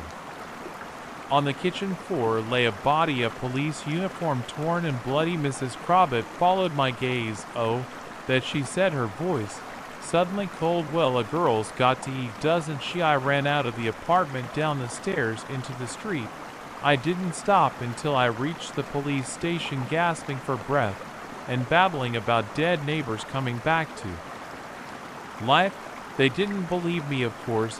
How could they? But when they went to investigate, they found the missing officer's body partially eaten in Mrs. Kravitz's kitchen of Mrs. Kravitz herself. There was no sign, just an empty apartment and a lingering smell of freshly baked cookies. I moved out of the building the next day. I couldn't bear to stay there. Knowing what had happened, knowing what might still be out there, sometimes late at night, I still hear that humming, a gentle lullaby floating on the breeze, reminding me that some mysteries are better left unsolved, and that sometimes the most horrifying monsters are the ones that wear the faces of those we trust. So if you ever notice your elderly neighbor's curtains drawn for too long, or catch a whiff of something foul from next door, think twice before you investigate, because you never know what might be waiting on the other side of that door. And whatever you do, don't accept any cookies, no matter how good they smell today. I realized my roommate was secretly cataloging every detail of my life. I knew I had to get out, but by then it might have already been too late. It all started innocently enough. I just moved to the city for grad school, eager to start a new chapter in my life. Finding an affordable apartment near campus was a nightmare. So when I saw Sarah's ad for a roommate, it seemed like a godsend. The rent was reasonable, the location perfect, and Sarah seemed nice enough. During our initial meeting, she was a year ahead of me in the same psychology program, which I thought would be great. We'd have something in common, maybe even become study buddies. Looking back, I should have seen the red flags. But when you're desperate for housing and overwhelmed by a new city, it's easy to overlook the little things. The first few weeks were fine. Sarah was quiet, kept to herself mostly, but always polite. When we did interact, she had an intense focus. When she studied, often spending hours at her desk without moving, I admired her dedication, even if I found it a bit odd. It was about a month in when I started noticing things. Little things at first barely worth mentioning. My shampoo bottle would be at a slightly different angle in the shower. The mug I left on the coffee table would be an inch to the left. When I returned, my textbooks on the shelf would be in a different order. I chalked it up to my own absent-mindedness at first, moving to a new place and starting a demanding program. It was natural to be a bit scattered, right? But as time went on, the incidents became more frequent, more noticeable. One day, I came home to find Sarah sitting on the couch reading one of my notebooks, not a school notebook, but my personal journal. I'd kept it hidden in my sock drawer, or so I thought. "What are you doing?" I asked, my voice sharper than I intended. Sarah looked up, not a trace of guilt on her face. "Oh, hi, Emma. I hope you don't mind. I was looking for a spare notebook and found this. It's fascinating, really. Your writing style is quite revealing." I snatched the journal from her hands, my cheeks burning with a mix of embarrassment and anger. "This is private. You had no right to read it." She tilted her head, studying me with an unsettling intensity. "Privacy is such an interesting concept. Don't you think the things we choose to hide, the personas we constructed, says a lot about a person?" I retreated to my room, locking the door behind me. My heart was racing. Something about the way Sarah had looked at me, like I was a specimen under a microscope, made my skin crawl. From that day on, I became hyper-aware of my surroundings. I started noticing more and more things out of place. My laptop would be at a different angle on my desk. Clothes I was sure I'd put in the hamper would be back in my closet, freshly laundered once. I even found a small notebook hidden under my mattress, filled with observations about my daily routine. When I woke up, what I ate, how long I spent in the shower. I confronted Sarah about it, of course, but she always had an explanation. She was just being helpful, tidying up the notebook. Oh, that must have been for a psychology project she was working on. She must have misplaced it. Her excuses were plausible. but something in her tone and the way her eyes never quite met mine set off alarm bells. I started locking my door religiously even when I was just going to the bathroom. My password protected everything: my phone, my laptop, even my iPad that I barely used. I became paranoid about leaving any trace of myself in the common areas, but it didn't stop. Somehow Sarah always seemed to know things she shouldn't. She'd casually mention a conversation I'd had on the phone in my locked room. She'd ask about a paper I was working on, referencing specific points I knew I hadn't discussed with her. It came to a head one night when I woke up at 3 a.m. to get a glass of water. As I passed Sarah's room, I heard a soft murmuring. Her door was slightly ajar, and against my better judgment, I peeked, and what I saw chilled me to my core. Sarah was sitting at her desk surrounded by photos of me sleeping, studying, eating, countless moments of my private life captured without my knowledge. She was arranging them on a large corkboard, connecting them with red string, like some twisted detective show.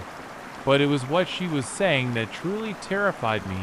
She was reciting my daily routine down to the minute. 7:30 a.m. alarm goes off, snooze once. 7:40 a.m. gets up. 6:42 a.m. Inner shower, water temperature 103 degrees Fahrenheit. I must have made a noise, a gasp, or a whimper, because suddenly Sarah's head snapped towards the door. Our eyes. I saw something in her gaze that was far from human.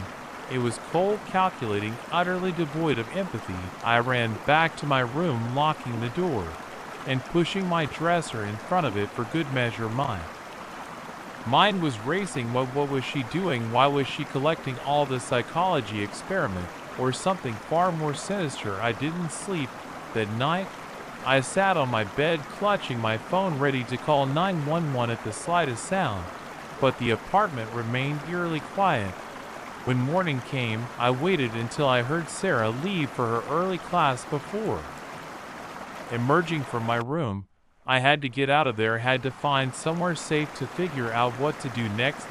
As I threw some clothes into a bag, my eyes fell on my laptop. On a hunch, I opened it and checked my browser history. My blood ran cold. There were searches I hadn't made on topics that made my stomach churn. How to make someone disappear, untraceable poisons, dissolving bodies in acid.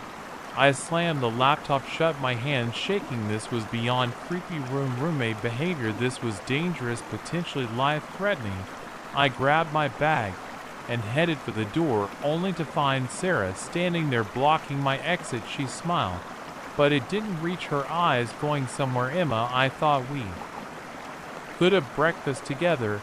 I made your favorite blueberry pancakes with a hint of vanilla, just the way you like them. The fact that she knew my favorite breakfast down to the specific flavoring sent a chill down my spine. I had never told her that never made pancakes in the apartment.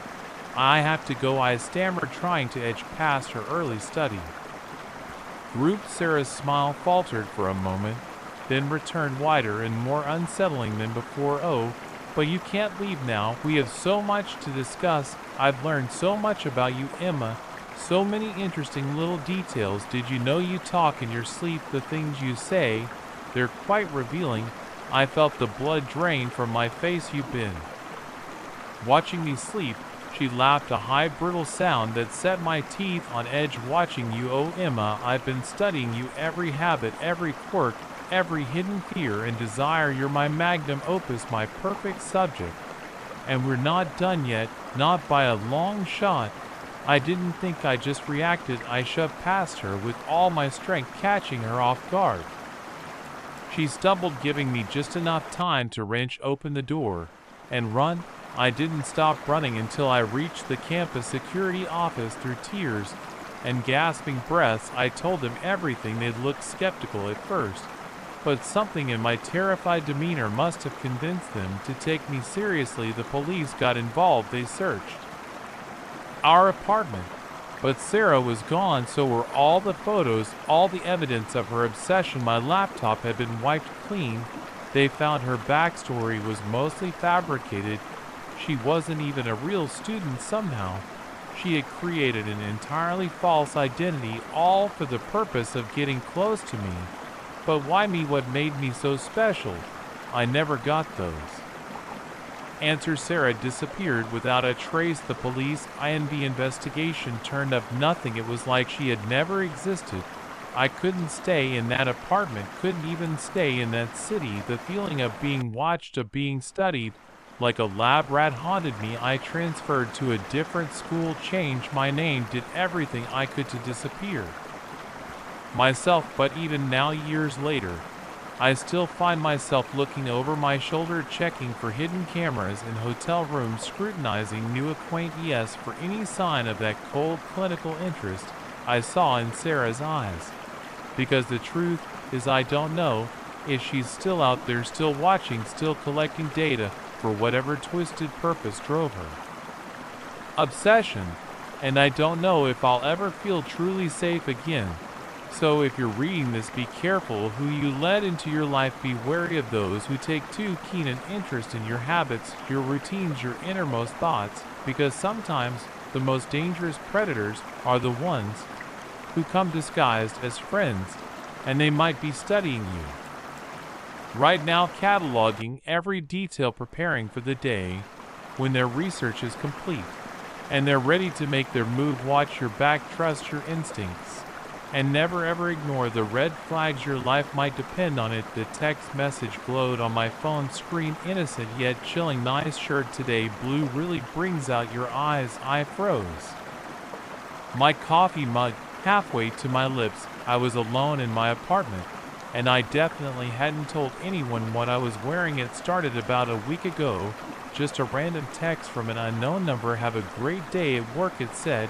I figured it was a wrong number, maybe a mom texting her kid.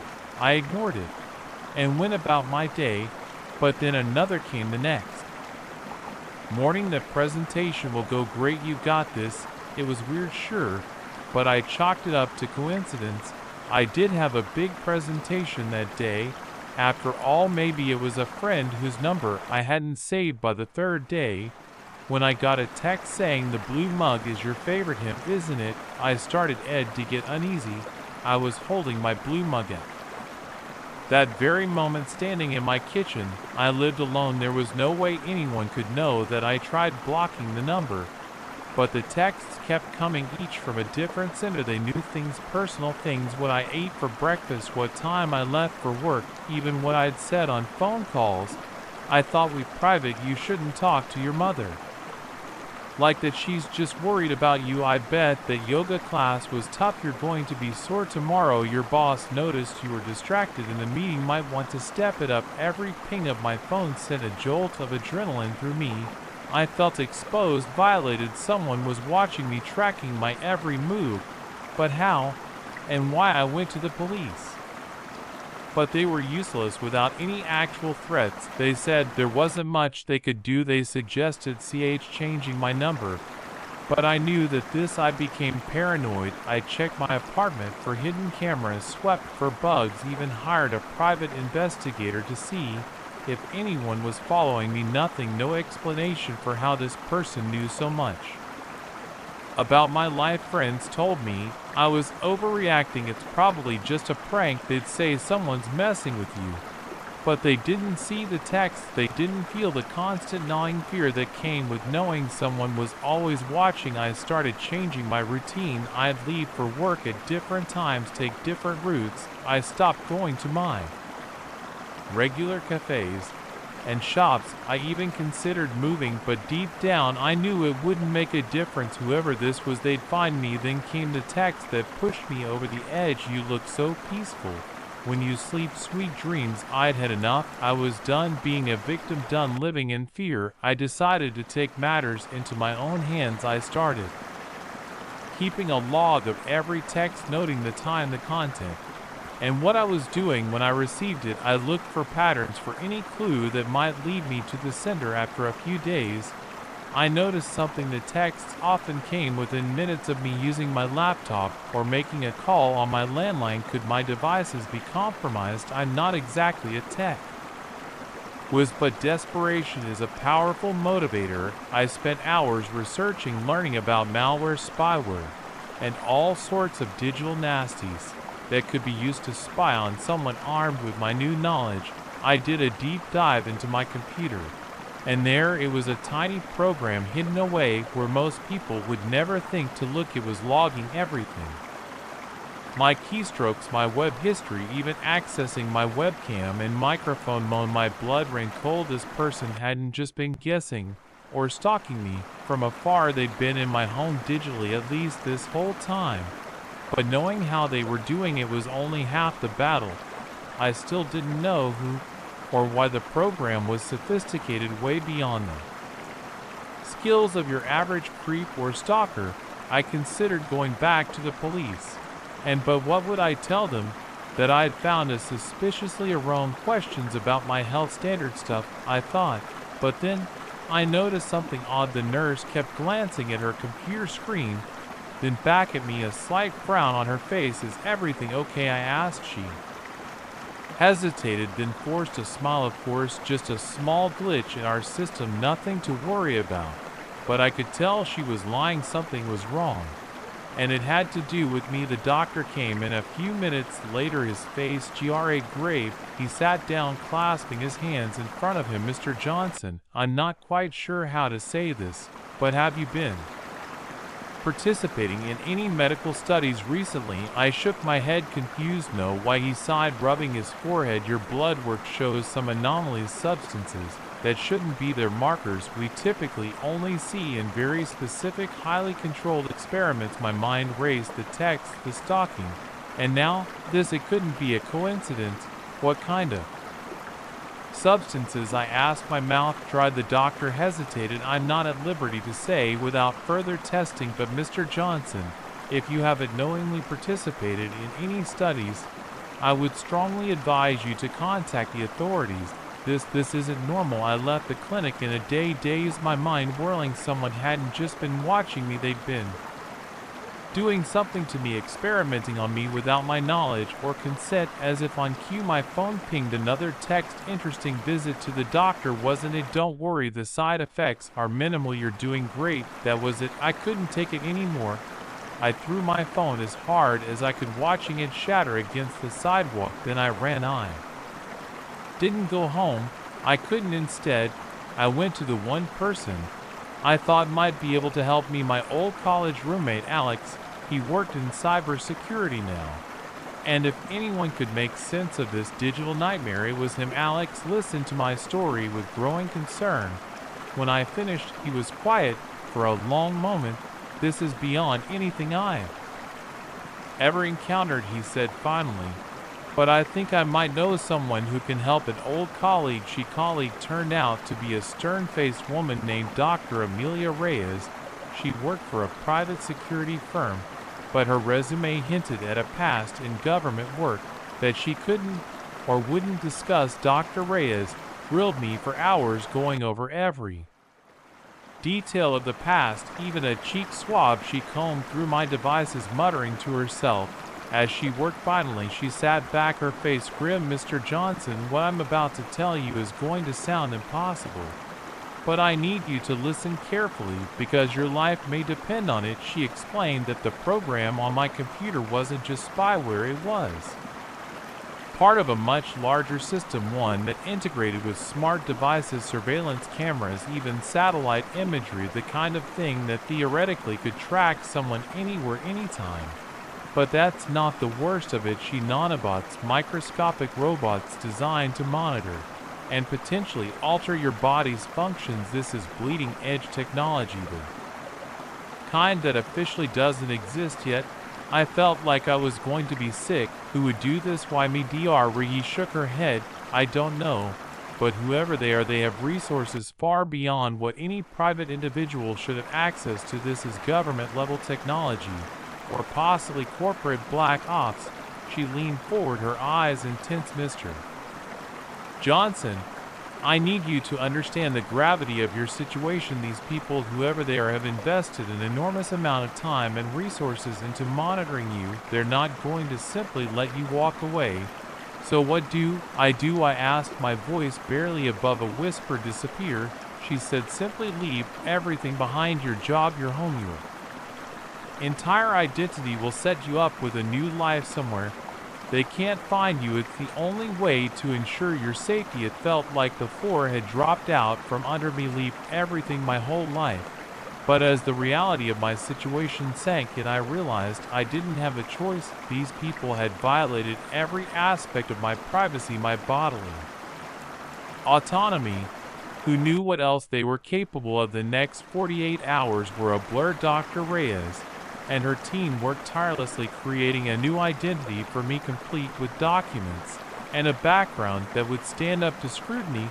They gave me a crash course in living off the grid and being someone else as I prepared to leave to step into my new life. I couldn't help but wonder why me, what made me so special that someone would go to these lengths to monitor me. Was it random chance, or was there something about me I didn't know? I may never get those answers, but one thing's for certain: I'll never take my privacy for granted again, because in this age of constant connectivity of smart devices and digital footprints, true privacy might be the most valuable thing we have. And once it's gone, you might never get it back. So the next time your phone pings with a text that seems to know a little too much, or you get that feeling that someone's watching you, trust your instincts, because in this brave new world, paranoia might just be the most rational response of all. The moment I realized I was the only one eating at the neighborhood potluck, I knew something was terribly wrong, but by then, it was already too late. I'd only moved to Willow Creek a month ago, eager for a fresh start after my divorce. It was one of those picture-perfect suburban neighborhoods, manicured lawns, white picket fences, and neighbors who actually waved when you drove by. A far cry from my cramped city apartment. When Sarah, the perky blonde from across the street, and invited me to the annual neighborhood potluck, I was thrilled. It was the perfect opportunity to meet everyone and start feeling like part of the community. I spent hours deliberating over what to bring before settling on my grandmother's famous potato salad. It was a hit at every gathering back home, and I was sure it would impress my new neighbors. The evening of the potluck arrived, and I made my way to the community center, potato salad in hand. The place was already buzzing with activity. When I arrived, tables groaned under the weight of various dishes, and the air was filled with the mingled aromas of dozens of home-cooked meals. Sarah greeted me at the door, her smile wide and welcoming. "Jenny, so glad you could make it. Oh, is that potato salad perfect? We'll put it right here with the other side dishes." I followed her to one of the tables, setting my bowl down next to a suspiciously gray meatloaf and what looked like a Jell-O salad were those chunks of ham suspended in it. I suppressed a shudder. To each their own, I suppose. As I mingled, introducing myself to my new neighbors, I couldn't help but notice how friendly everyone was, almost too friendly. They all seemed intensely interested in every detail of my life, from my job to my hobbies to my favorite foods. I chalked it up to small-town curiosity and did my best to answer their questions. Finally, Sarah called everyone to attention. "All right, neighbors, the food is ready, so let's eat." There was a flurry of activity as everyone grabbed plates and started loading them up. I hung back a bit, waiting for the initial rush to die down before approaching the buffet. As I filled my plate, I noticed something odd. Despite the wide variety of dishes, everyone seemed to be taking the same things: the gray meatloaf, the ham Jell-O, and a strange lumpy casserole I couldn't quite identify. I shrugged it off and added a generous helping of my potato salad to my plate before finding a seat at one of the tables. As I took my first bite, I realized the community center had gone oddly quiet. I looked up to find every eye in the room fixed on me. Sarah sat directly across from me, her smile now seeming more predatory than welcoming. "How's the food, Jenny?" she asked, her voice sickly sweet. I swallowed hard, suddenly aware of how dry my mouth was. "It's good." I managed to say. "Aren't you going to eat?" Sarah's smile widened, showing too many teeth. "Oh, we've already eaten. We're just waiting to see how you enjoy your meal." A chill ran down my spine as I looked around the room.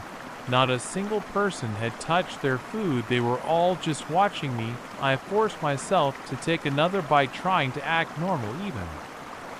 As my heart raced, what was going on here? You know, Ginny, Sarah said, leaning forward. We've been so excited to have you join our little community. We've been watching you since you moved and trying to figure out if you'd be a good fit for what I asked, my voice barely above a whisper. Sarah's eyes glittered in the fluorescent light. For our family, of course, we're always looking for new members, people who can contribute something special. As she spoke, I became acutely aware of a strange taste in my mouth, something metallic underneath the familiar flavors of my potato salad. My vision began to blur at the edges. What did you do? I slurred, my tongue feeling too big for my mouth. Sarah's smile never faltered. Don't worry, dear, the sedative will kick in fully in a moment. When you wake up, you'll be one of us. Won't that be nice? I tried to stand to run, but my legs wouldn't cooperate. The room spun around me. As I collapsed to the floor, the last thing I saw before darkness took me was a sea of smiling faces drawing closer. I woke up different. I'm not sure how long I was out, but when I opened my eyes, I was back in my own bed in my own house. For a moment, I thought it had all been a terrible dream, but then I tried to sit up, and everything felt wrong. My body moved stiffly, like I was controlling a marionette rather than my own limbs. My skin felt too tight, my teeth too big for my mouth.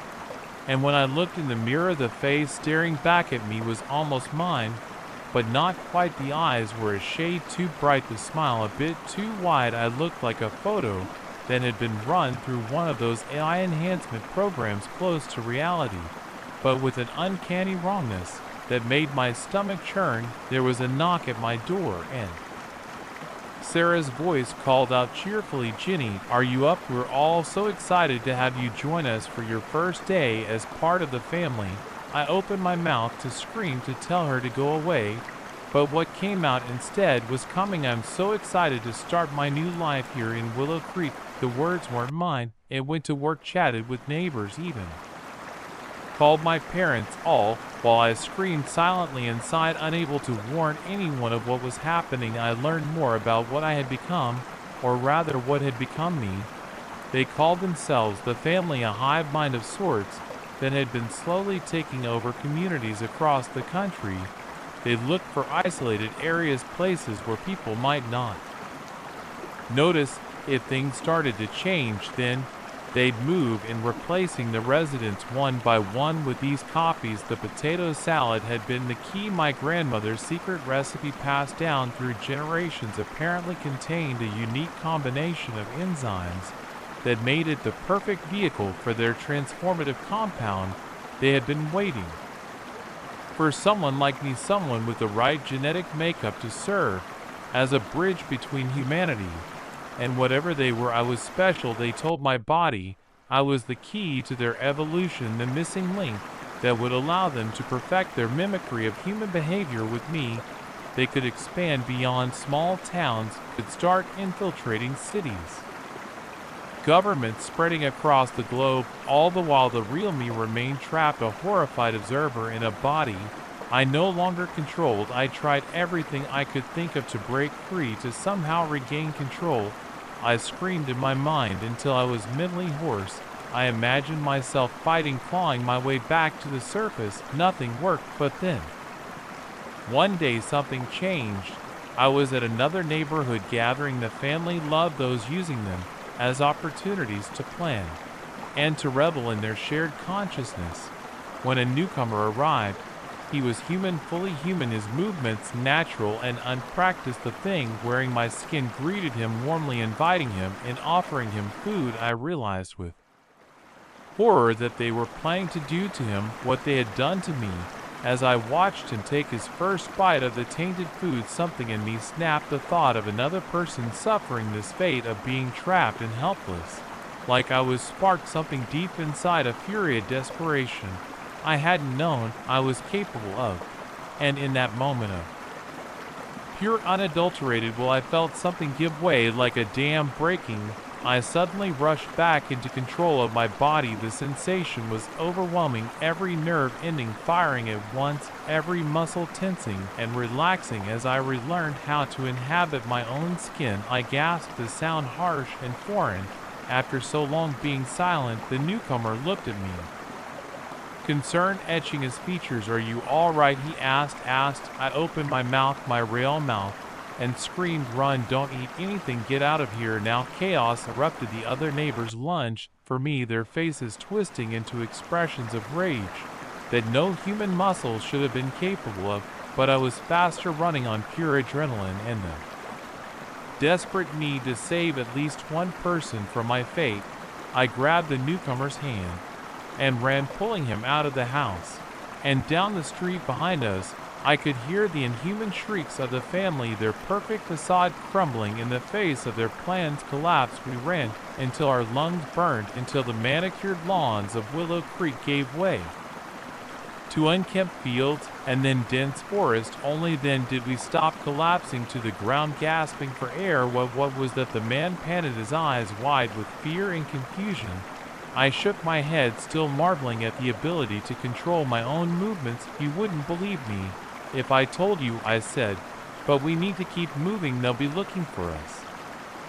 As we set off again, putting as much distance between us and Willow Creek as possible, I couldn't help but wonder how many other communities had the family infiltrated, how many other people were trapped silently, screaming behind eyes that no longer belonged to them.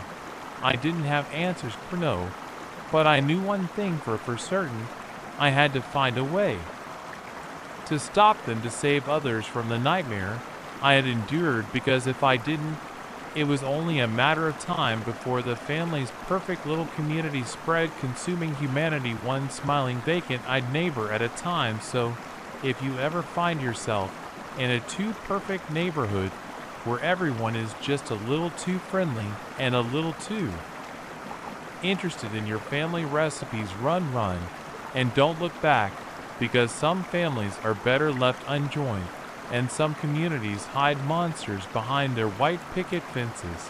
And whatever you do, don't eat the potato salad. The child's eyes were what haunted me the most, cold, empty, and far too knowing for someone so young. I should have trusted my instincts and left there in the woods, but by the time I realized my mistake, we were already too deep into the forest, and something told me I wasn't the one in control anymore. It was supposed to be a simple hike away to clear my head. After a grueling week at work, I'd chosen a trail I'd never been on before, seeking a change of scenery. The path was more overgrown than I'd expected, but I enjoyed the challenge, pushing through dense underbrush and clambering over fallen logs. I'd been walking for about an hour when I first heard it, a soft whimper, almost lost beneath the rustle of leaves and chirping of birds. I paused, straining my ears. There it was again, definitely the sound of a child crying. My heart raced as I moved off the trail towards the sound.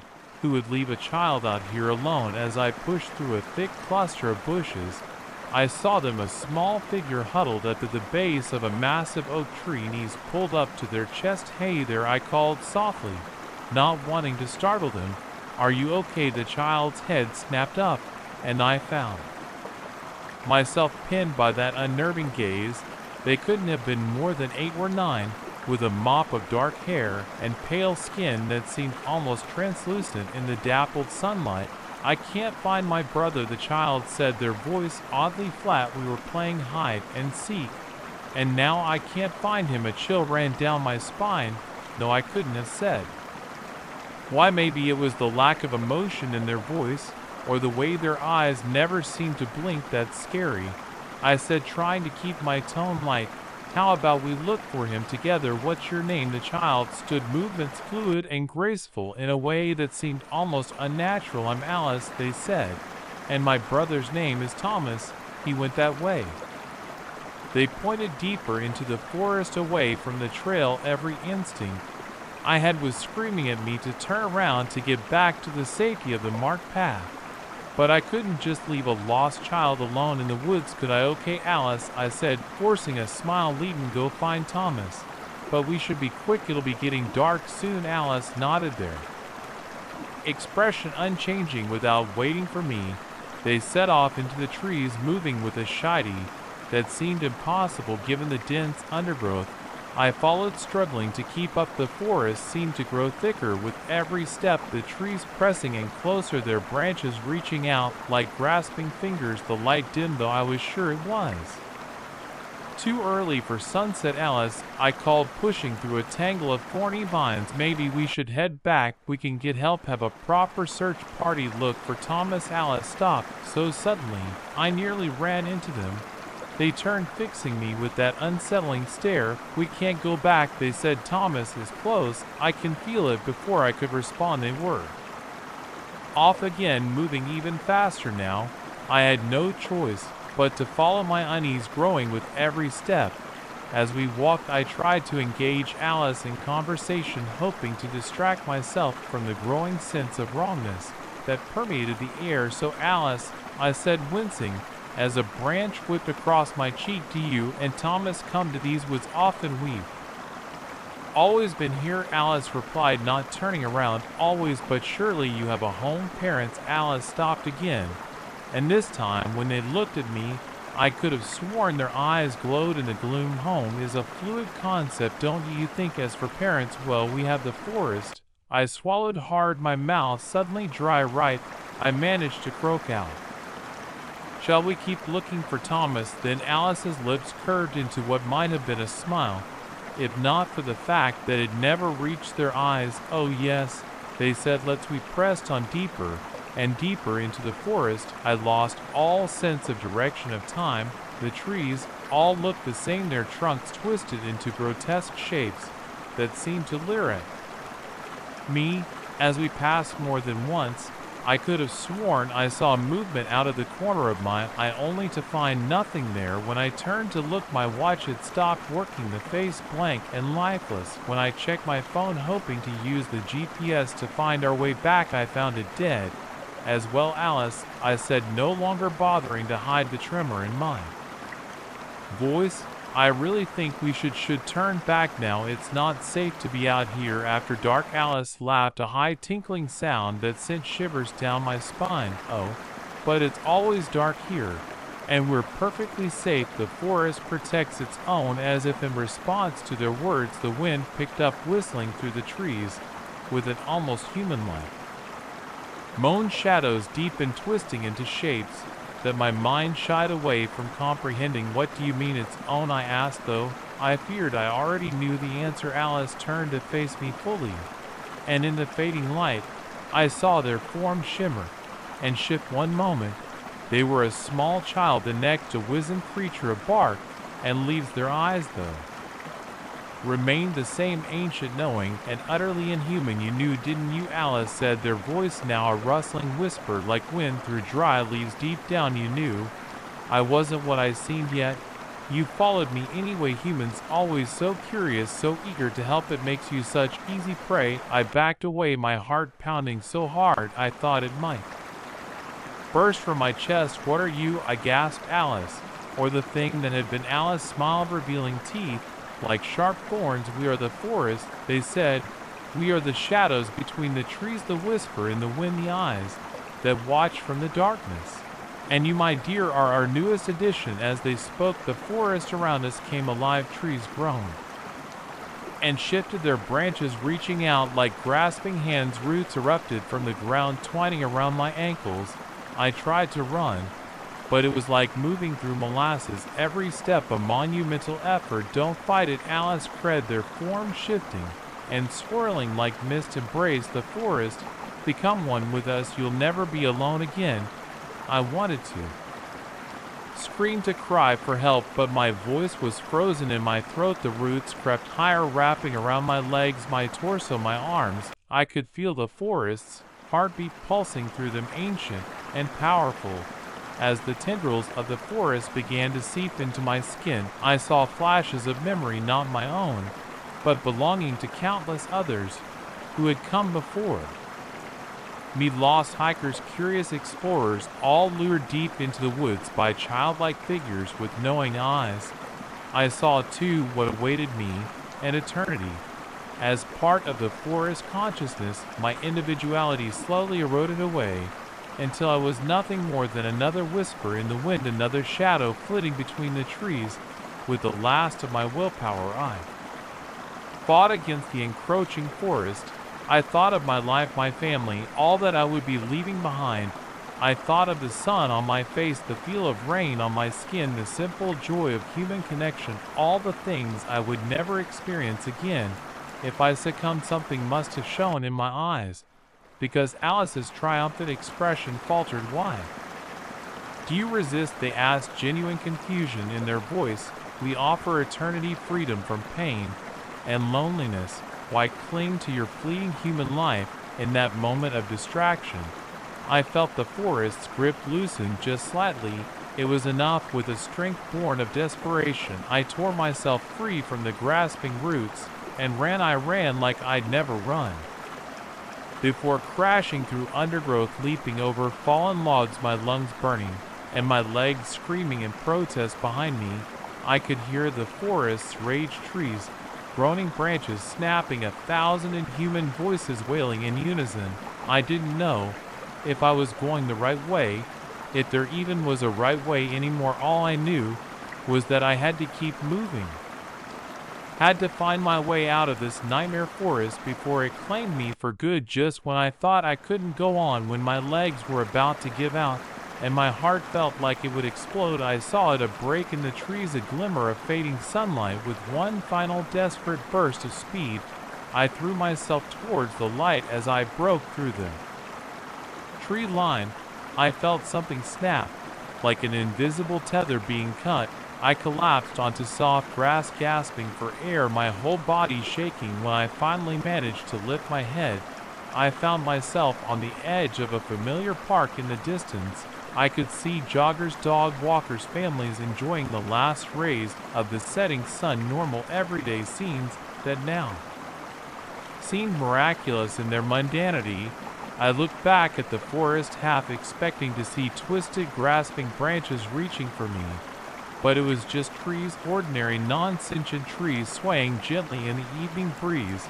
As my breathing slowed and my heartbeat returned to normal, I wondered if anyone would believe me if I told them what had happened. Probably not. I barely believed it myself, and I'd lived through it. But I knew one thing for certain: I would never go hiking alone again. And if I ever saw a lost child in the woods, especially one with ancient eyes and a too knowing smile, I would run, and never look back, because some forests are better left unexplored, and some games of hide and seek have stakes higher than anyone could imagine. The first night I heard footsteps in the empty house, I told myself it was just the old pipes settling. By the third night, I knew I wasn't alone. And the truth was far more terrifying than any ghost story. It all started when my best friend Liz asked me to house sit for her while she was on a vacation in Europe. Her place was this gorgeous old Victorian on the outskirts of town, the kind of house I'd always dreamed of owning someday. Of course, I jumped at the chance. It's a big old place, Liz had warned me. It can get a bit creepy at night, with all the creaks and groans. But don't worry, it's just the house settling. I laughed it off. At the time, I'd grown up in an old house. I was used to the noises they made. Besides, I was looking forward to having some alone time away from my noisy apartment complex and my even noisier roommates. The first few days were bliss. I worked on my novel during the day, enjoying the peace and quiet of the countryside. In the evenings, I curl up in front of the fireplace with a good book, savoring the solitude. It was on the fourth night that things started to feel off. I was just drifting off to sleep when I heard it, the unmistakable sound of footsteps in the hallway outside my room, soft, measured steps, like someone trying not to be heard. My eyes snapped open, heart racing.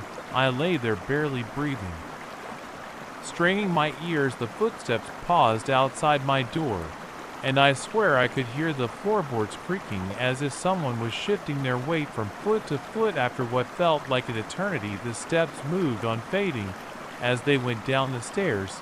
I didn't sleep much that night. The next morning in the bright light of day I felt foolish. It must have been my imagination, I told myself, or maybe it was just the house settling like Liz had said. But that night it happened again.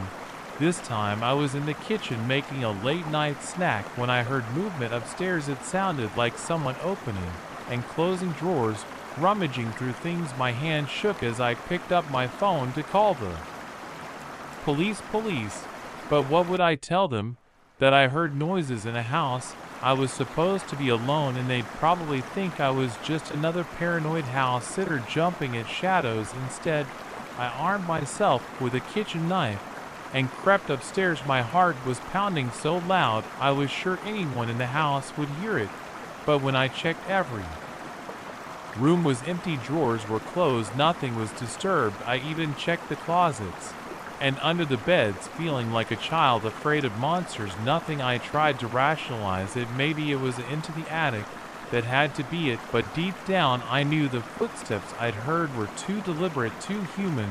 The third night things escalated. I was awakened in the middle of the night by the sound of the shower running. For a moment, in my groggy state, I thought Liz must be home or early, but then I remembered Liz was still in Europe. I was with fear listening to the water run. After about 15 minutes it shut off. Then came the footsteps again, this time accompanied by the sound of wet feet slapping against the hardwood floor. That was it. I couldn't take it anymore. I grabbed my phone and car keys, fully intending to get the hell out of there and check into a hotel. But as I reached the top of the stairs, I saw something that made my blood run cold. There at the bottom of the staircase, I was a wet footprint, a single perfect imprint of a bare human foot. I don't remember running back to my room. The next thing I knew, I was huddled in the corner, my back pressed against the wall, the kitchen knife clutched in my shaking hands. I must have dozed off at some point, because I woke to sunlight streaming through the windows. The house was silent, peaceful, even. But the memory of last night's terror was still fresh. I spent the day in a daze, jumping at every creak and groan of the house. I thought about calling Liz, but what would I say? That her house was haunted, that I was losing my mind? Neither option seemed particularly appealing. As night fell, I steeled myself. I wasn't going to spend another night cowering in fear. I was going to get to the bottom of this one way or another. I set up my laptop to record video in the upstairs hallway, pointing it towards the stairs. Then I positioned my phone to record the downstairs living room. If anything was moving around this house, I was going to catch it on camera. I settled into bed, my eyes glued to the laptop screen, watching the live feed of the hallway. Hours passed, nothing happened. My eyelids grew heavy, and despite my best efforts, I found myself drifting off. A loud thud jerked me awake. I bolted upright, my heart pounding on the laptop screen. I saw a figure dart past the camera. It was too quick, too blurry to make out details, but it was unmistakably human-shaped. I switched to the feed from my phone. Downstairs, the living room was empty, but as I watched, a shadow moved across the wall. Someone was down there, moving just out of frame. My hand shook as I dialed 911. This time, I didn't care if they thought I was crazy. There was someone in the house with me. 911, what's your emergency? There's an intruder in my house, I whispered, my voice trembling. Please send someone quickly. Stay calm, ma'am. Can you get to a safe place? Before I could answer, I heard it. Footsteps on the stairs, coming towards me. They're coming. I breathed into the phone. Oh God, they're coming, ma'am. I need you to stay calm. Police are on their way. Can you lock your door? But I was beyond hearing. The footsteps were right outside my door now. I could see the shadow of feet in the gap beneath the doorknob. Turned slowly. I closed my eyes, bracing for whatever was about to come through that door. Jenny, are you okay? My eyes snapped open. Standing in the doorway, looking concerned and a little confused, was I stammered. What? How? You're supposed to be in Europe. She stepped into the room, and I noticed she was dripping wet, wrapped in a towel. I came home early. Didn't you get my messages? I've been trying to reach you all day, as the adrenaline drained from my system, leaving me shaky and weak. I glanced at my phone, sure enough from Liz. But the footsteps, the noises, Liz's brow furrowed. What noises? Ginny, are you okay?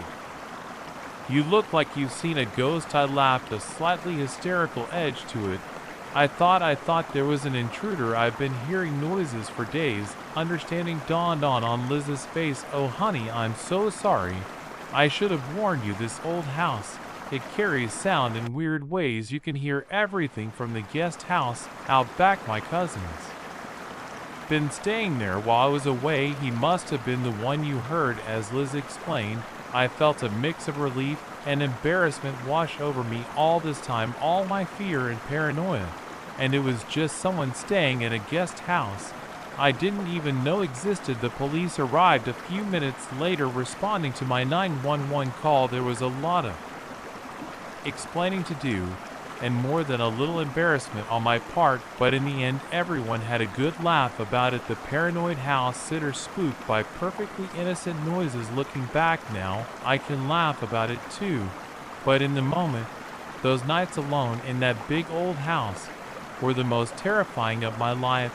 I learned a valuable lesson: always get all the details before agreeing to houses hit. And maybe, just maybe, ghost stories are popular for a reason. Our minds are all too ready to jump to the supernatural when faced with the unknown.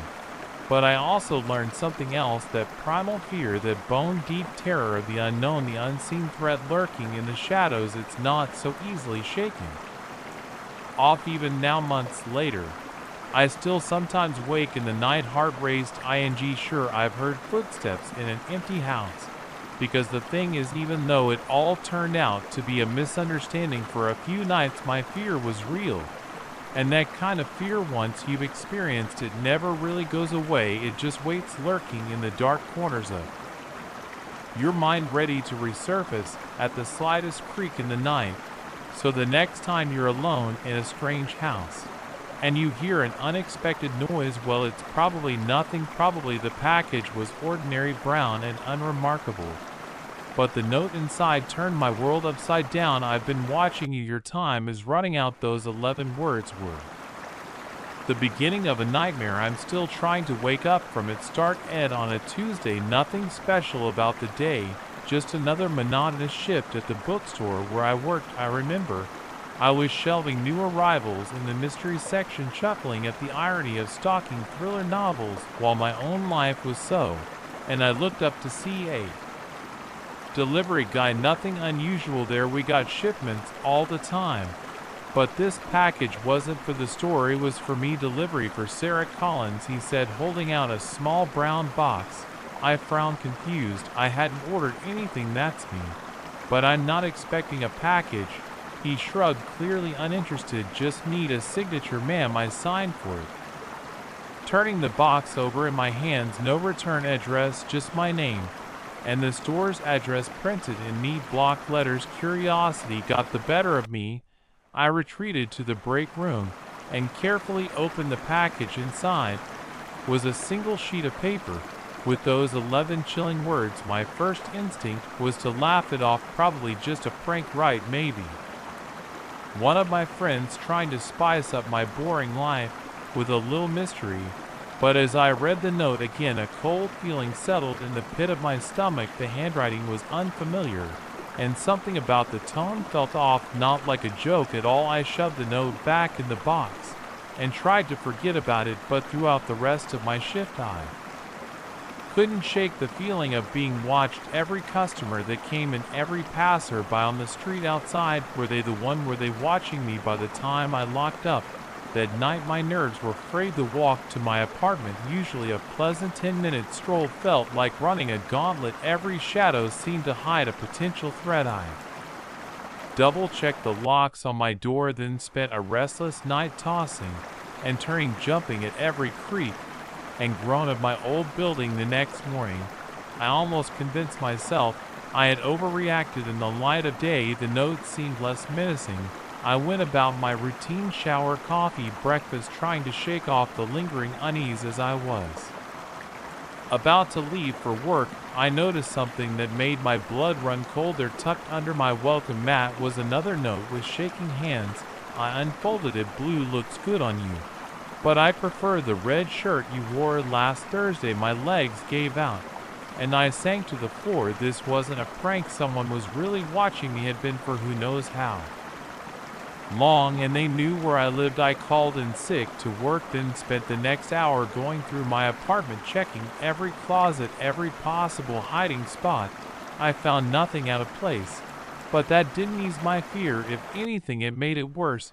How are they getting this information? I considered calling the police, but what would I tell them? I had no proof, no threats of violence, just two creepy notes that could easily be explained away as a bad joke. Instead, I called my best friend Lisa. She listened patiently as I poured out the whole story, my voice cracking with barely suppressed panic. "Sarah, honey, breathe," she said.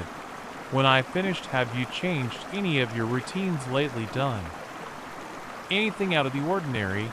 I thought back over the past few weeks. Same job, same schedule, same everything. "No," I said, "nothing's changed." "Okay," Lisa said, her voice calm and steady. "Here's what we're going to do. I'm coming over. We'll go through your place together, see if we can find any cameras or anything suspicious, then we'll figure out our next move."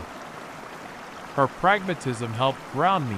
By the time she arrived, I had managed to stop shaking, though my heart still raced every time I heard a noise in the hallway. We spent hours combing through my small apartment. We checked every vent, every light fixture, even unscrewed the faceplates of electrical outlets. Nothing. "Maybe it is just someone playing a sick joke," Lisa said as we collapsed onto my couch, exhausted. I wanted to believe her, but deep down I knew this was real. The level of detail in that second note. They had to be watching me somehow.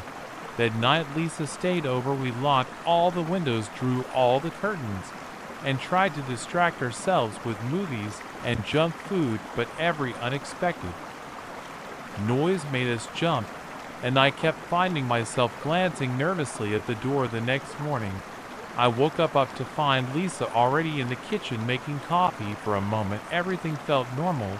Then I saw her face. "Sarah," she said, her voice tight, "there's another one this time." The note had been slipped under my front door sometime in the night. My hands trembled as I read it. "Your friend can't protect you. I'll always be watching." Lisa wanted to go to the police right then, but I hesitated. What if they didn't believe us? What if involving them made things worse? "At least let me stay with you for a while," Lisa pleaded. "You shouldn't be alone right now." I agreed, grateful for her support. We fell into a routine. Over the next few days, Lisa would go to work, and I would stay in the apartment, too terrified to leave. We changed the locks, installed a security camera in the hallway, but the notes kept coming. They appeared in possible places: inside my laptop bag, tucked into the pages of the book I was reading once, even in the pocket of a jacket I hadn't worn in months. Each one was more personal, more intrusive than the last. They mentioned conversations I'd had in private, thoughts I'd only written in my journal. It was like the stalker could see into my very mind. A week into this nightmare, I reached my breaking point. I couldn't eat, couldn't sleep. Every shadow, every reflection seemed to hide my unseen tormentor. I felt like I was losing my grip on reality. That's when the final note came. It was waiting on my pillow. When I woke up, though, I checked the room thoroughly before going to bed. Just 3 words this time: "Time's up, Sarah."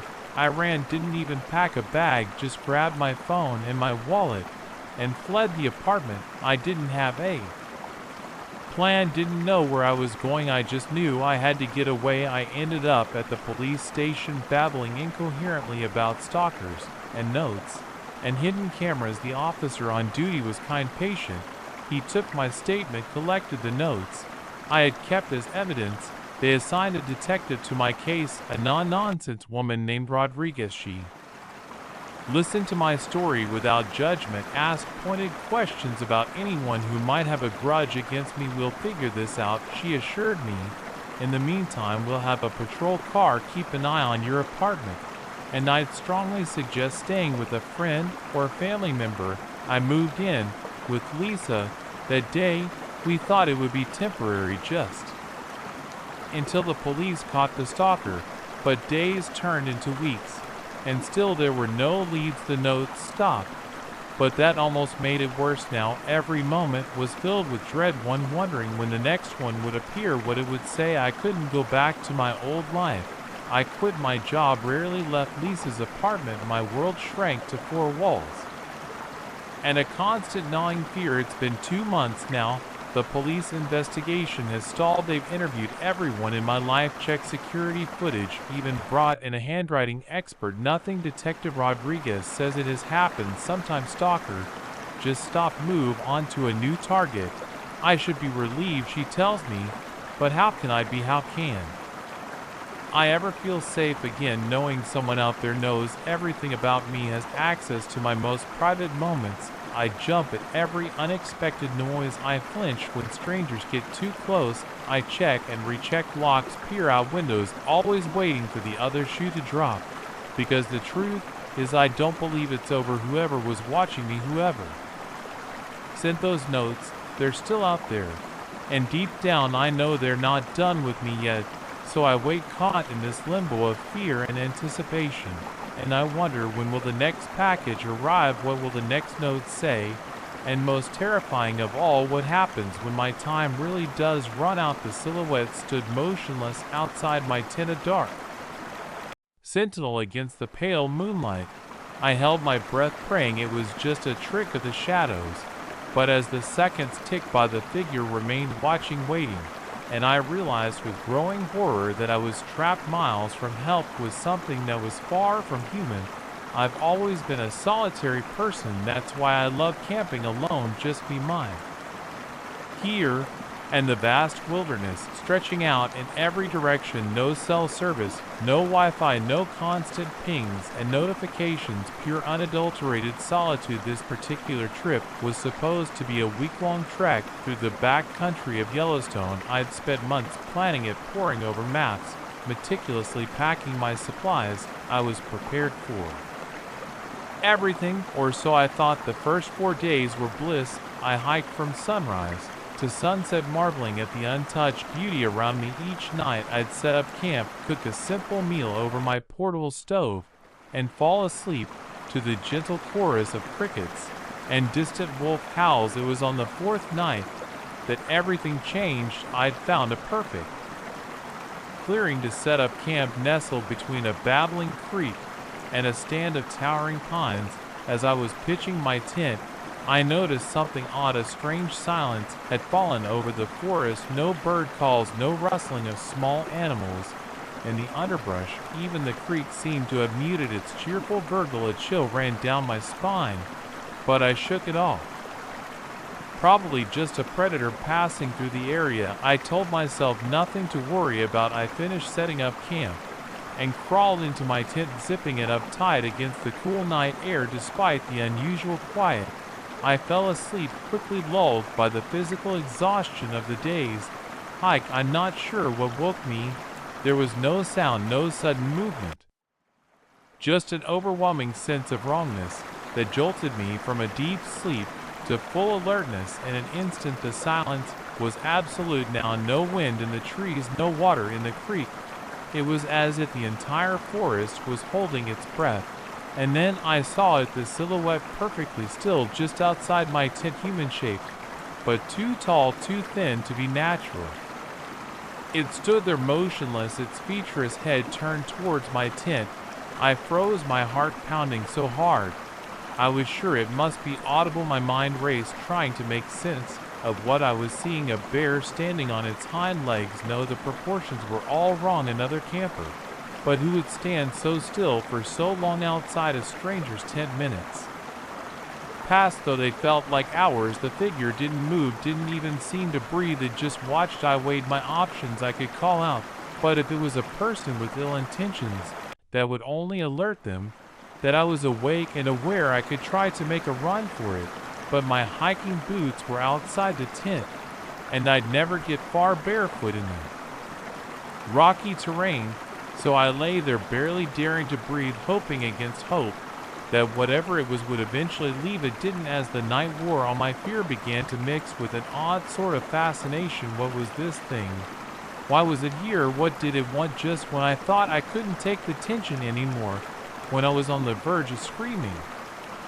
Just to break the awful silence, it moved slowly, so slowly, I almost missed it. At first, the figure began to sink into the ground. It didn't bend or crouch, it simply descended, as if being lowered through some invisible trapo. Within moments, it was gone, leaving no trace behind. I'd like to say I sprang into action, then that I packed up my gear and hiked out of there as fast as my legs could carry me. But the truth is, I was paralyzed, eyes with fear. I lay in my sleeping bag, eyes wide open, until the first rays of dawn began to lighten the sky. Only then did I emerge from my tent, half expecting to see some sign of the night's visitation, footprints, disturbed earth, anything, but there was nothing there. Clearing looked exactly as it had the evening before. If it weren't for the lingering terror that made my hands shake as I packed up camp, I might have convinced myself it was all a vivid nightmare. I abandoned my carefully planned route and headed for the nearest ranger station, pushing myself to hike faster than I ever had before. Every snapping twig, every rustle of leaves made me jump. I couldn't shake the feeling that I was being watched, followed. It took me 2 days to reach the station, 2 days of constant fear, of looking over my shoulder, of startling at every shadow. I barely slept, too afraid to close my eyes for more than a few minutes at a time. When I finally stumbled into the station building and babbling about impossibly tall figures in the night, the rangers exchanged worried glances. They probably thought I was delirious from dehydration or had eaten some questionable berries. They called in a medic to check me over, but of course they found nothing physically wrong with me. How could they? The wounds were all in my mind, in the shattered sense of safety I'd once felt in the wilderness. I gave them a vague story about getting spooked by some wildlife. Too embarrassed to tell them the full truth, they offered to call someone for me, but I declined. Who would I call? Who would believe me? I hitched a ride back to civilization with a supply truck the next day. As we drove away from the park, I kept my eyes fixed on the receding tree line, half expecting to see the tall, thin figure emerge from the woods. It's been months now, and I still wake up some nights in a cold sweat, convinced I can see that silhouette standing at the foot of my bed. I've tried to rationalize it, a hallucination brought on by isolation, a wild animal distorted by moonlight and fear. But deep down, I know what I saw was real and inexplicable. I haven't been camping since, haven't even been able to go for a hike in the local park without feeling a creeping dread. The solitude I once craved now feels threatening, loaded with potential danger. I've scoured the internet looking for similar stories. There are a few vague accounts of hikers seeing strange figures in the woods, of inexplicable silences falling over bustling forests, but nothing concrete, nothing that fully matches my experience. Sometimes in my darker moments, I wonder if it followed me home, if even now it's out there watching, waiting for the right moment to reveal itself again. I keep my curtains drawn at night, unable to shake the fear of seeing that impossibly tall, thin shape silhouetted against the street lights. I know how it sounds. I know most people would say I imagined it, or that I'm blowing an encounter with a normal animal out of proportion. But they weren't there. They didn't feel the unnatural stillness, didn't see the way it sank into the ground, as if the laws of physics didn't apply. So I stay in the city now, surrounded by the constant noise and light of urban life. No more solitary adventures, no more communing with nature. It should feel safe being around people all the time. But it doesn't, because now I know that there are things out there in the darkness, things that watch and wait with inhuman patience. And the most terrifying part, one don't know what they're waiting for. What happens when their vigil ends? What were they preparing for out there in the wilderness? I fear I'll find out one day, that I'll wake up in the middle of the night to find that silhouette in my room, no longer content to simply watch, and on that night I'll finally learn why it chose me, why it followed me, why it waited. Until then I live with the knowledge that the wilderness I once loved hides secrets darker and stranger than I ever imagined. And I wonder how many other campers, hikers, and adventurers have seen what I saw. How many of them are out there now living with the same fear, the same questions. So, if you're planning a solo camping trip, if you're yearning for that perfect solitude in nature, remember my story. And if you wake up one night to find an unnatural silence has fallen over the forest, if you see a tall, thin silhouette standing motionless outside your tent, don't wait to find out what it wants. Run, and don't look back. Because some things in this world are better left unwatched, unencountered, and unexplained, and they're out there waiting in the darkness for the unwary to stumble upon them. The moment I saw myself on the security camera footage sleeping peacefully in my bed, while a stranger moved silently through my apartment, I knew my life would never be the same. Someone had been living in my home watching me for weeks, and I had no idea it started with little things so small. I almost didn't notice a coffee mug out of place, the TV remote on the wrong side of the couch, my favorite sweater, which I could have sworn I'd thrown in the laundry basket folded neatly on my dresser. At first, I chalked it up to absent-mindedness. I'd been working long hours at the law firm, often coming home so exhausted I could barely remember my own name, let alone where I'd left things. It wasn't until I found a half-eaten sandwich in my fridge, one I knew I hadn't made, that I started to worry. You're being paranoid, my best friend Jen told me over the phone. You probably just forgot you made it. When was the last time you got a full night's sleep? She had a point between the big case at work and my habit of binge watching true crime documentaries until the wee hours of the morning sleep had become a luxury. So I tried to brush it off, to convince myself I was just overtired and imagining things, but the incidents kept piling up. My shampoo bottle emptying faster than it should, the subtle rearrangement of books on my shelves, the lingering scent of unfamiliar cologne in my bedroom. It was the cologne that finally pushed me over the edge. I knew I wasn't crazy. Someone had been in my apartment, in my personal space. The question was how. I didn't want to call the police. What would I tell them? That I suspected someone was sneaking into my apartment to use my shampoo and rearrange my books. They'd laugh me out of the station. Instead, I decided to take matters into my own hands. I went to an electronics store and bought a small wireless security camera.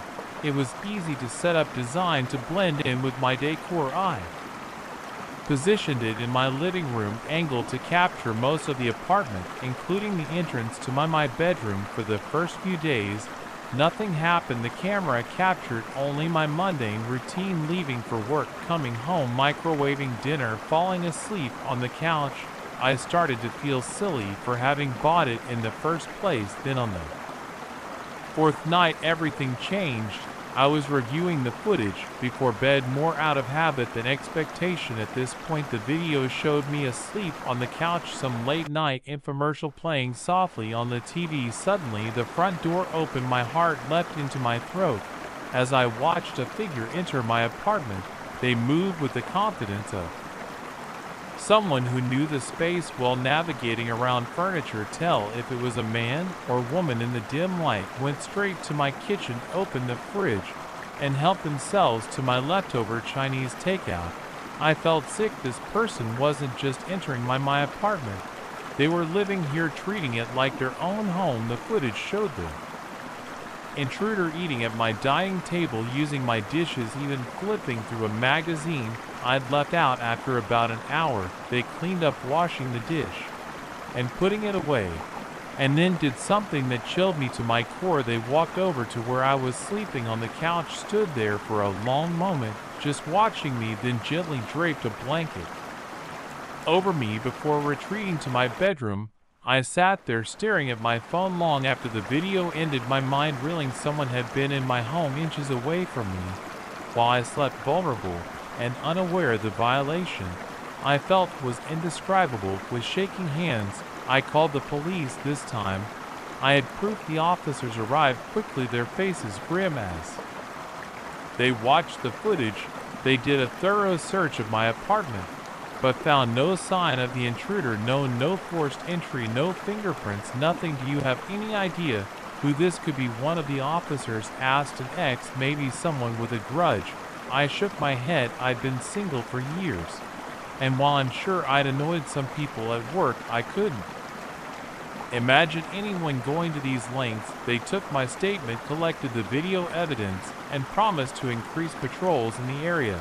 But I could see the doubt in their eyes. Without catching the person in the ACT, there wasn't much they could do. I couldn't stay in the apartment. The thought of sleeping there knowing someone could come in at any moment was unbearable. I packed a bag and went to stay with Jen, who was appropriately horrified when I showed her the video. "Oh my God, Sarah," she breathed. "What are you going to do?" I didn't have an answer. I couldn't live like this, constantly looking over my shoulder, afraid in my own home.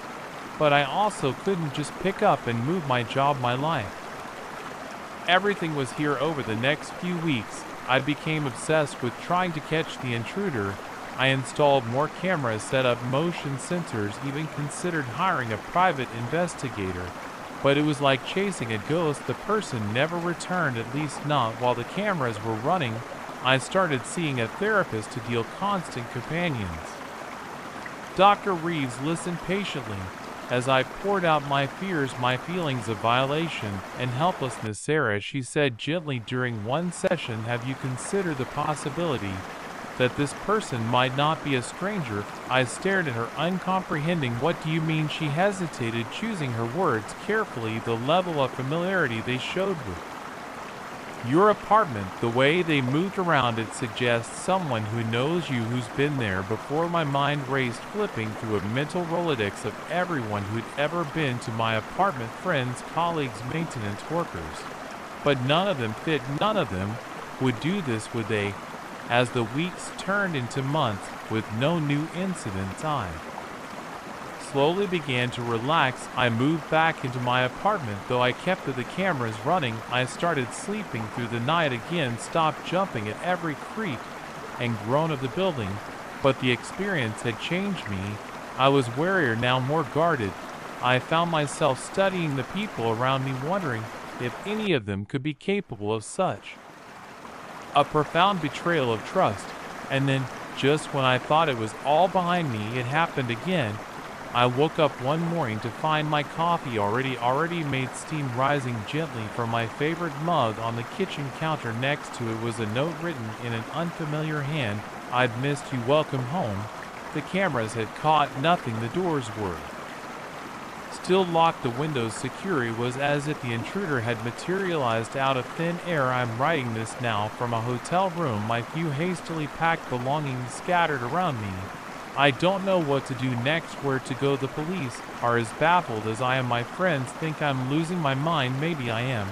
But I know what I saw. I know someone has been living in my home, sharing my space without my knowledge or consent. And the worst part is I don't think they're done. This doesn't feel like an ending. It feels like the beginning of something much darker, much more terrifying.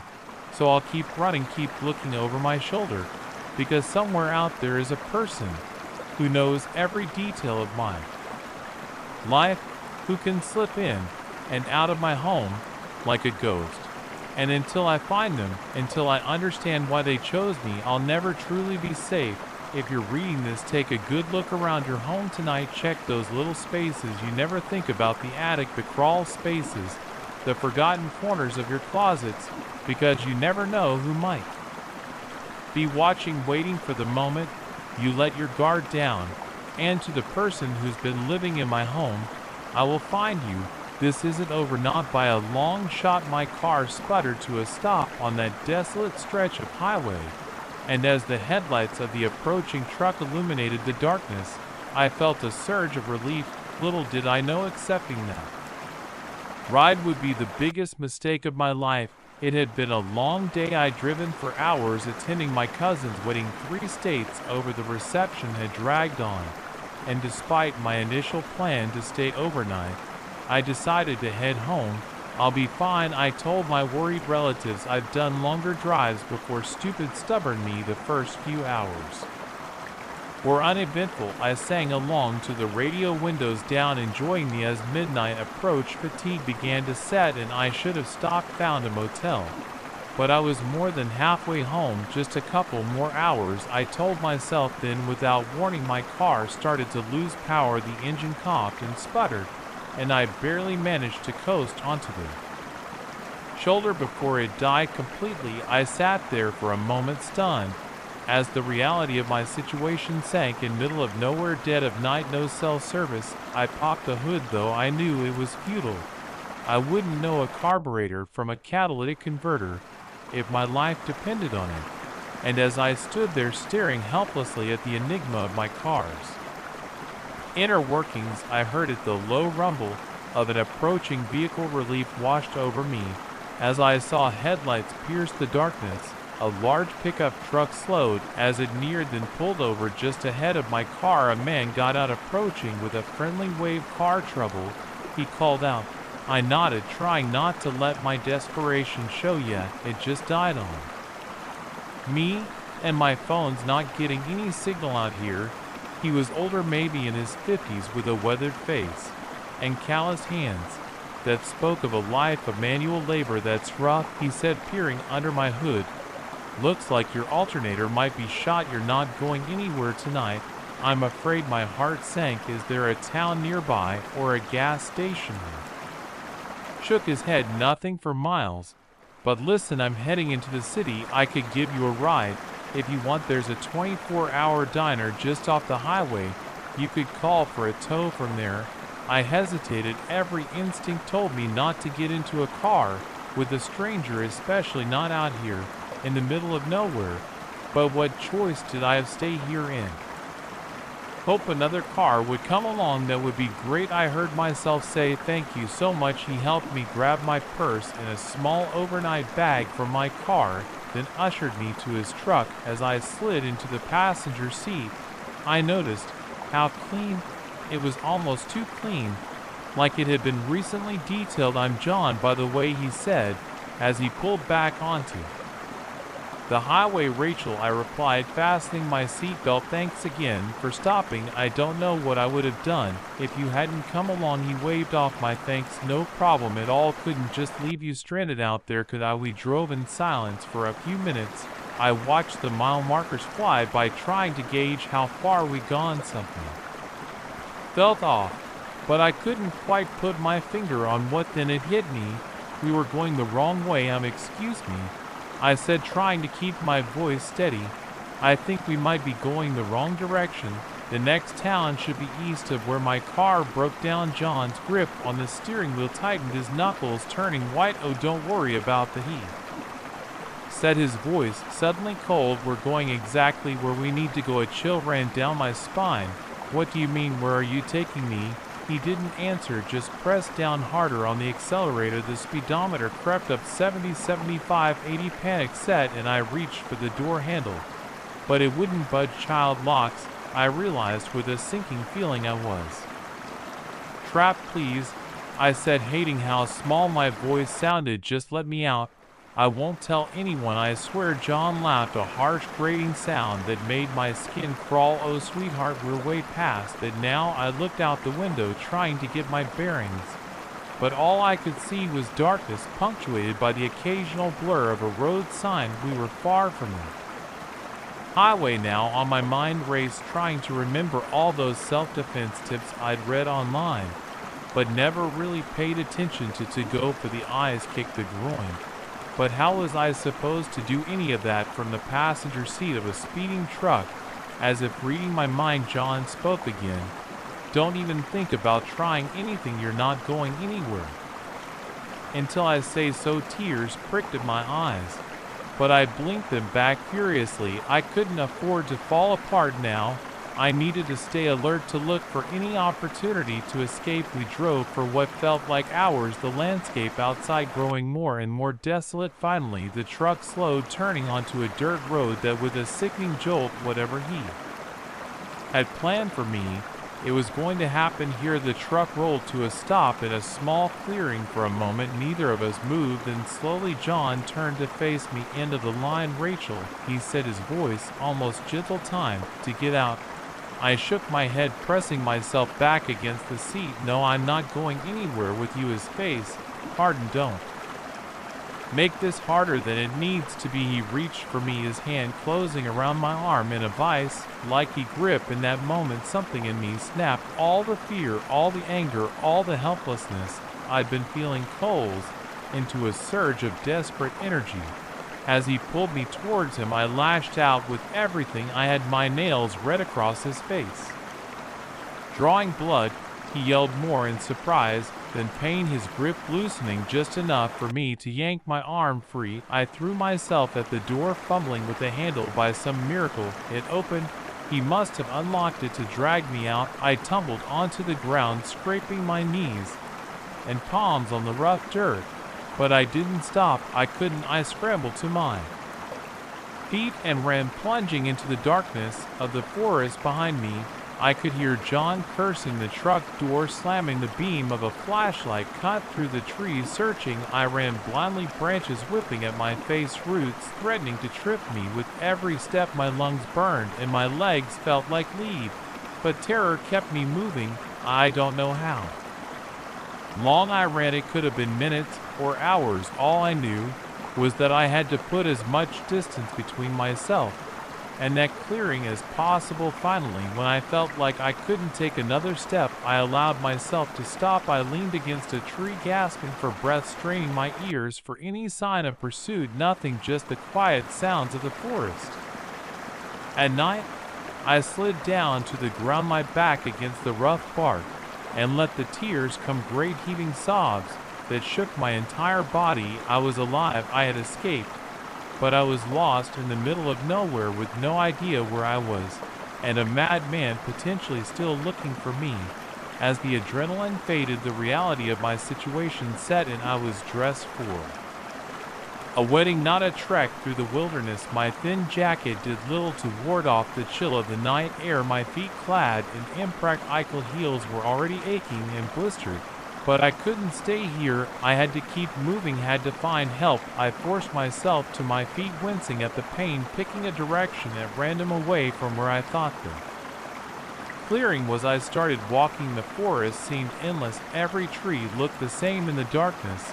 I stumbled frequently, my eyes struggling to adjust to the gloom. More than once, I thought I heard footsteps behind me, causing me to freeze in terror. But it was always just the wind in the leaves or some small animal scurrying away. As the sky began to lighten with the first hints of dawn, I finally saw something that gave me hope. A break in the trees ahead. I quickened my pace, ignoring the protests of my battered body. I emerged from the forest onto the shoulder of a road. It was narrow and empty, but it was civilization. I could have cried with relief.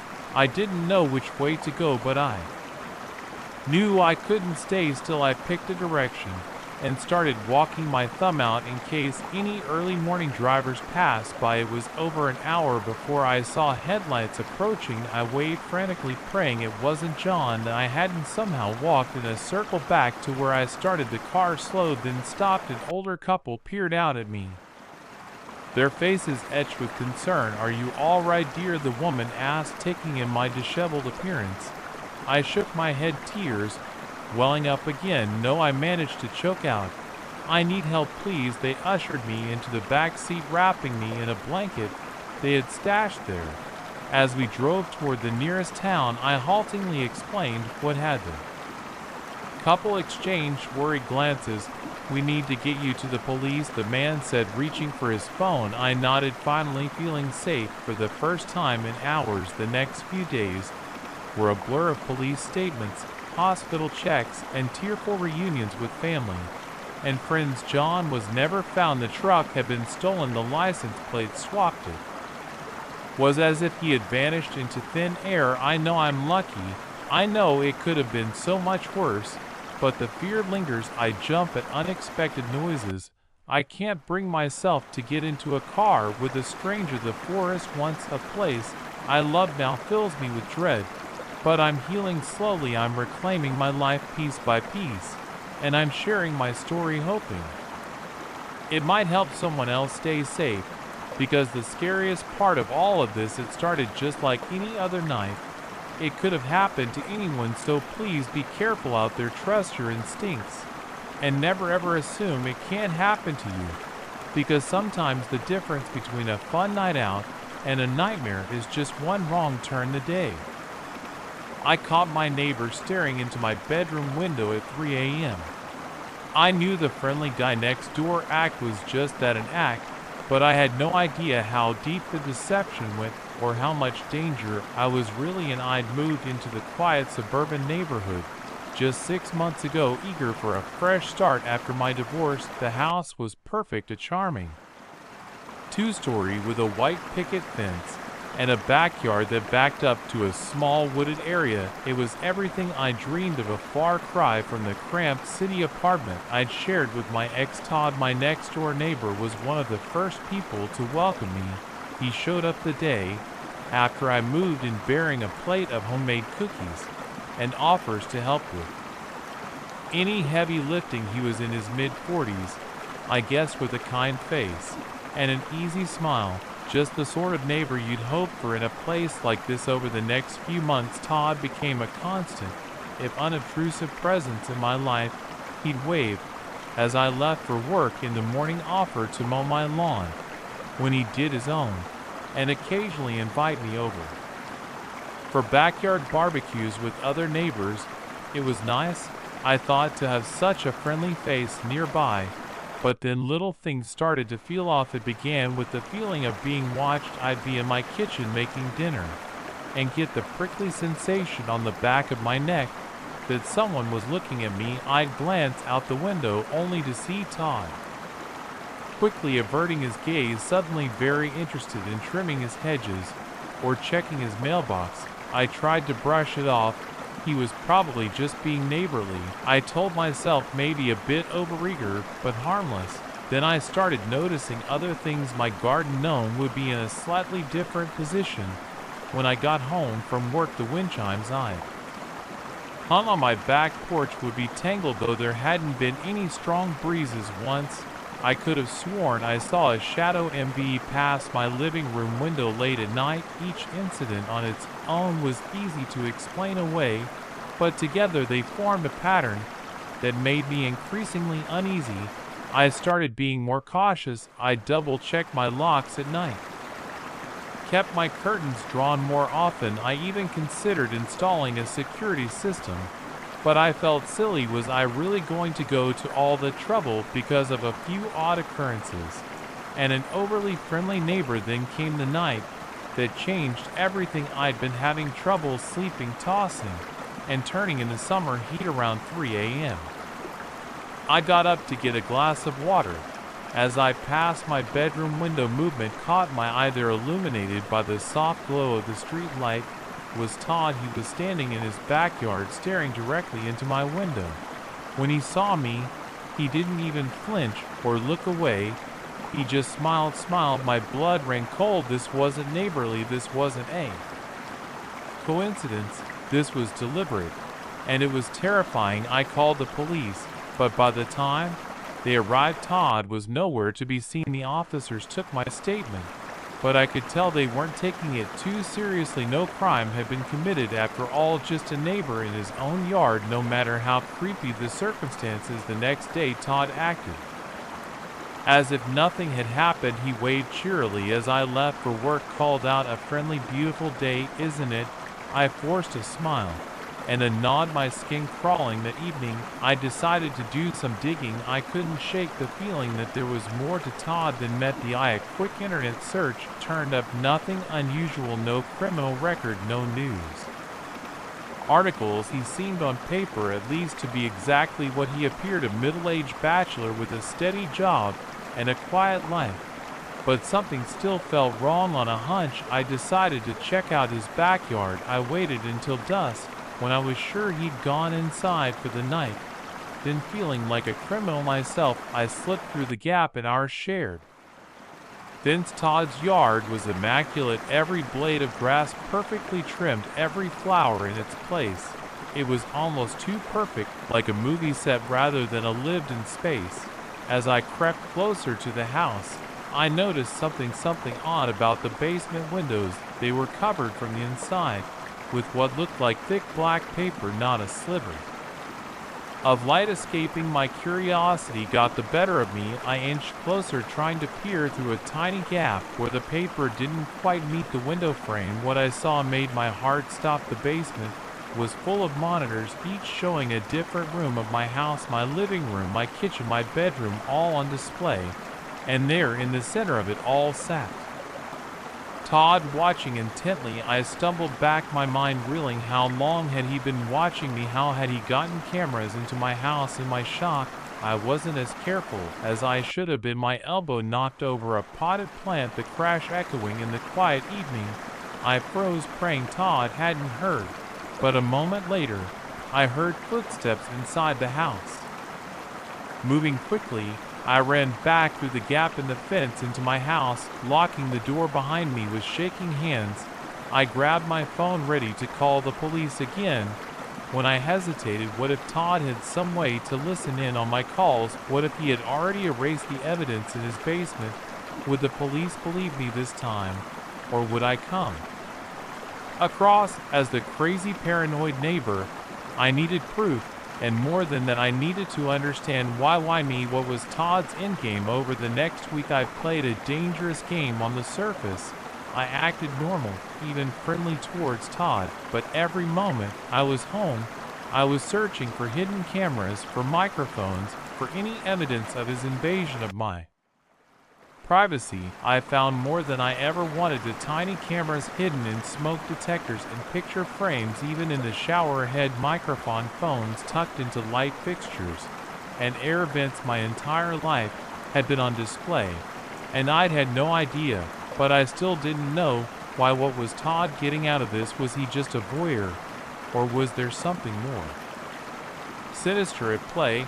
I got my answer in the most horrifying way possible. 10 days after I discovered Todd's surveillance, I came home from work to find my front door slightly ajar, heart pounding. I entered cautiously, a heavy vase clutched in my hand as a makeshift weapon. The house was a mess, drawers pulled out, contents strewn about, but nothing seemed to be missing. This wasn't a robbery, it was a search. A noise from upstairs made me freeze. Soft footsteps, the creak of a floorboard. Someone was still here.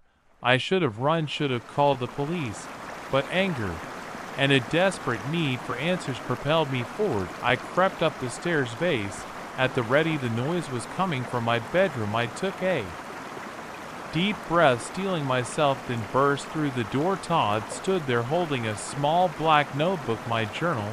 He didn't even look surprised to see me. Instead, he smiled, that same creepy smile I'd seen that night through my window. I was wondering when you'd figure it out, he said, his voice eerily calm. You're smarter than the others, they never noticed. A chill ran down my spine. Others? Todd's smile widened. Oh yes, you're not the first, you know, but you might be the last. I think I've finally found what I've been looking for. He took a step towards me, and I raised the vase, ready to swing. But before either of us could move, the sound of sirens cut through the air, growing louder by the second. Todd's face contorted with rage. You called them, you ruined everything. He lunged at me, but years of self-defense classes kicked, and I swung the vase, connecting solidly with the side of his head. He went down hard, the journal falling from his grasp. I snatched it up just as the police burst through the front door. Downstairs. Up here, I yelled, my voice shaking. The next few hours were a blur of police statements, evidence collection, and shocking revelations. The journal contained detailed notes, not just on me, but on at least 5 other women who had lived in my house before me, who had no idea they were being watched, studied, cataloged like specimens in a twisted experiment. Todd, it turned out, had been doing this for years, buying houses, renting them out to single women, and observing them through elaborate surveillance systems. For what purpose, he never fully revealed, but the level of detail in his notes, the obsessive documentation of every aspect of his victims' lives spoke of a disturbed mind with terrifying plans. I was lucky though. Police told me I had figured it out sooner than the others. I had fought back, I had survived, but even now, months later, I don't feel lucky. I feel violated, paranoid, forever changed by the knowledge that for months my most private moments were on display for a madman's entertainment. I've moved, of course, far away from that quiet suburban street with its perfect lawns and friendly neighbors. Like and subscribe for 4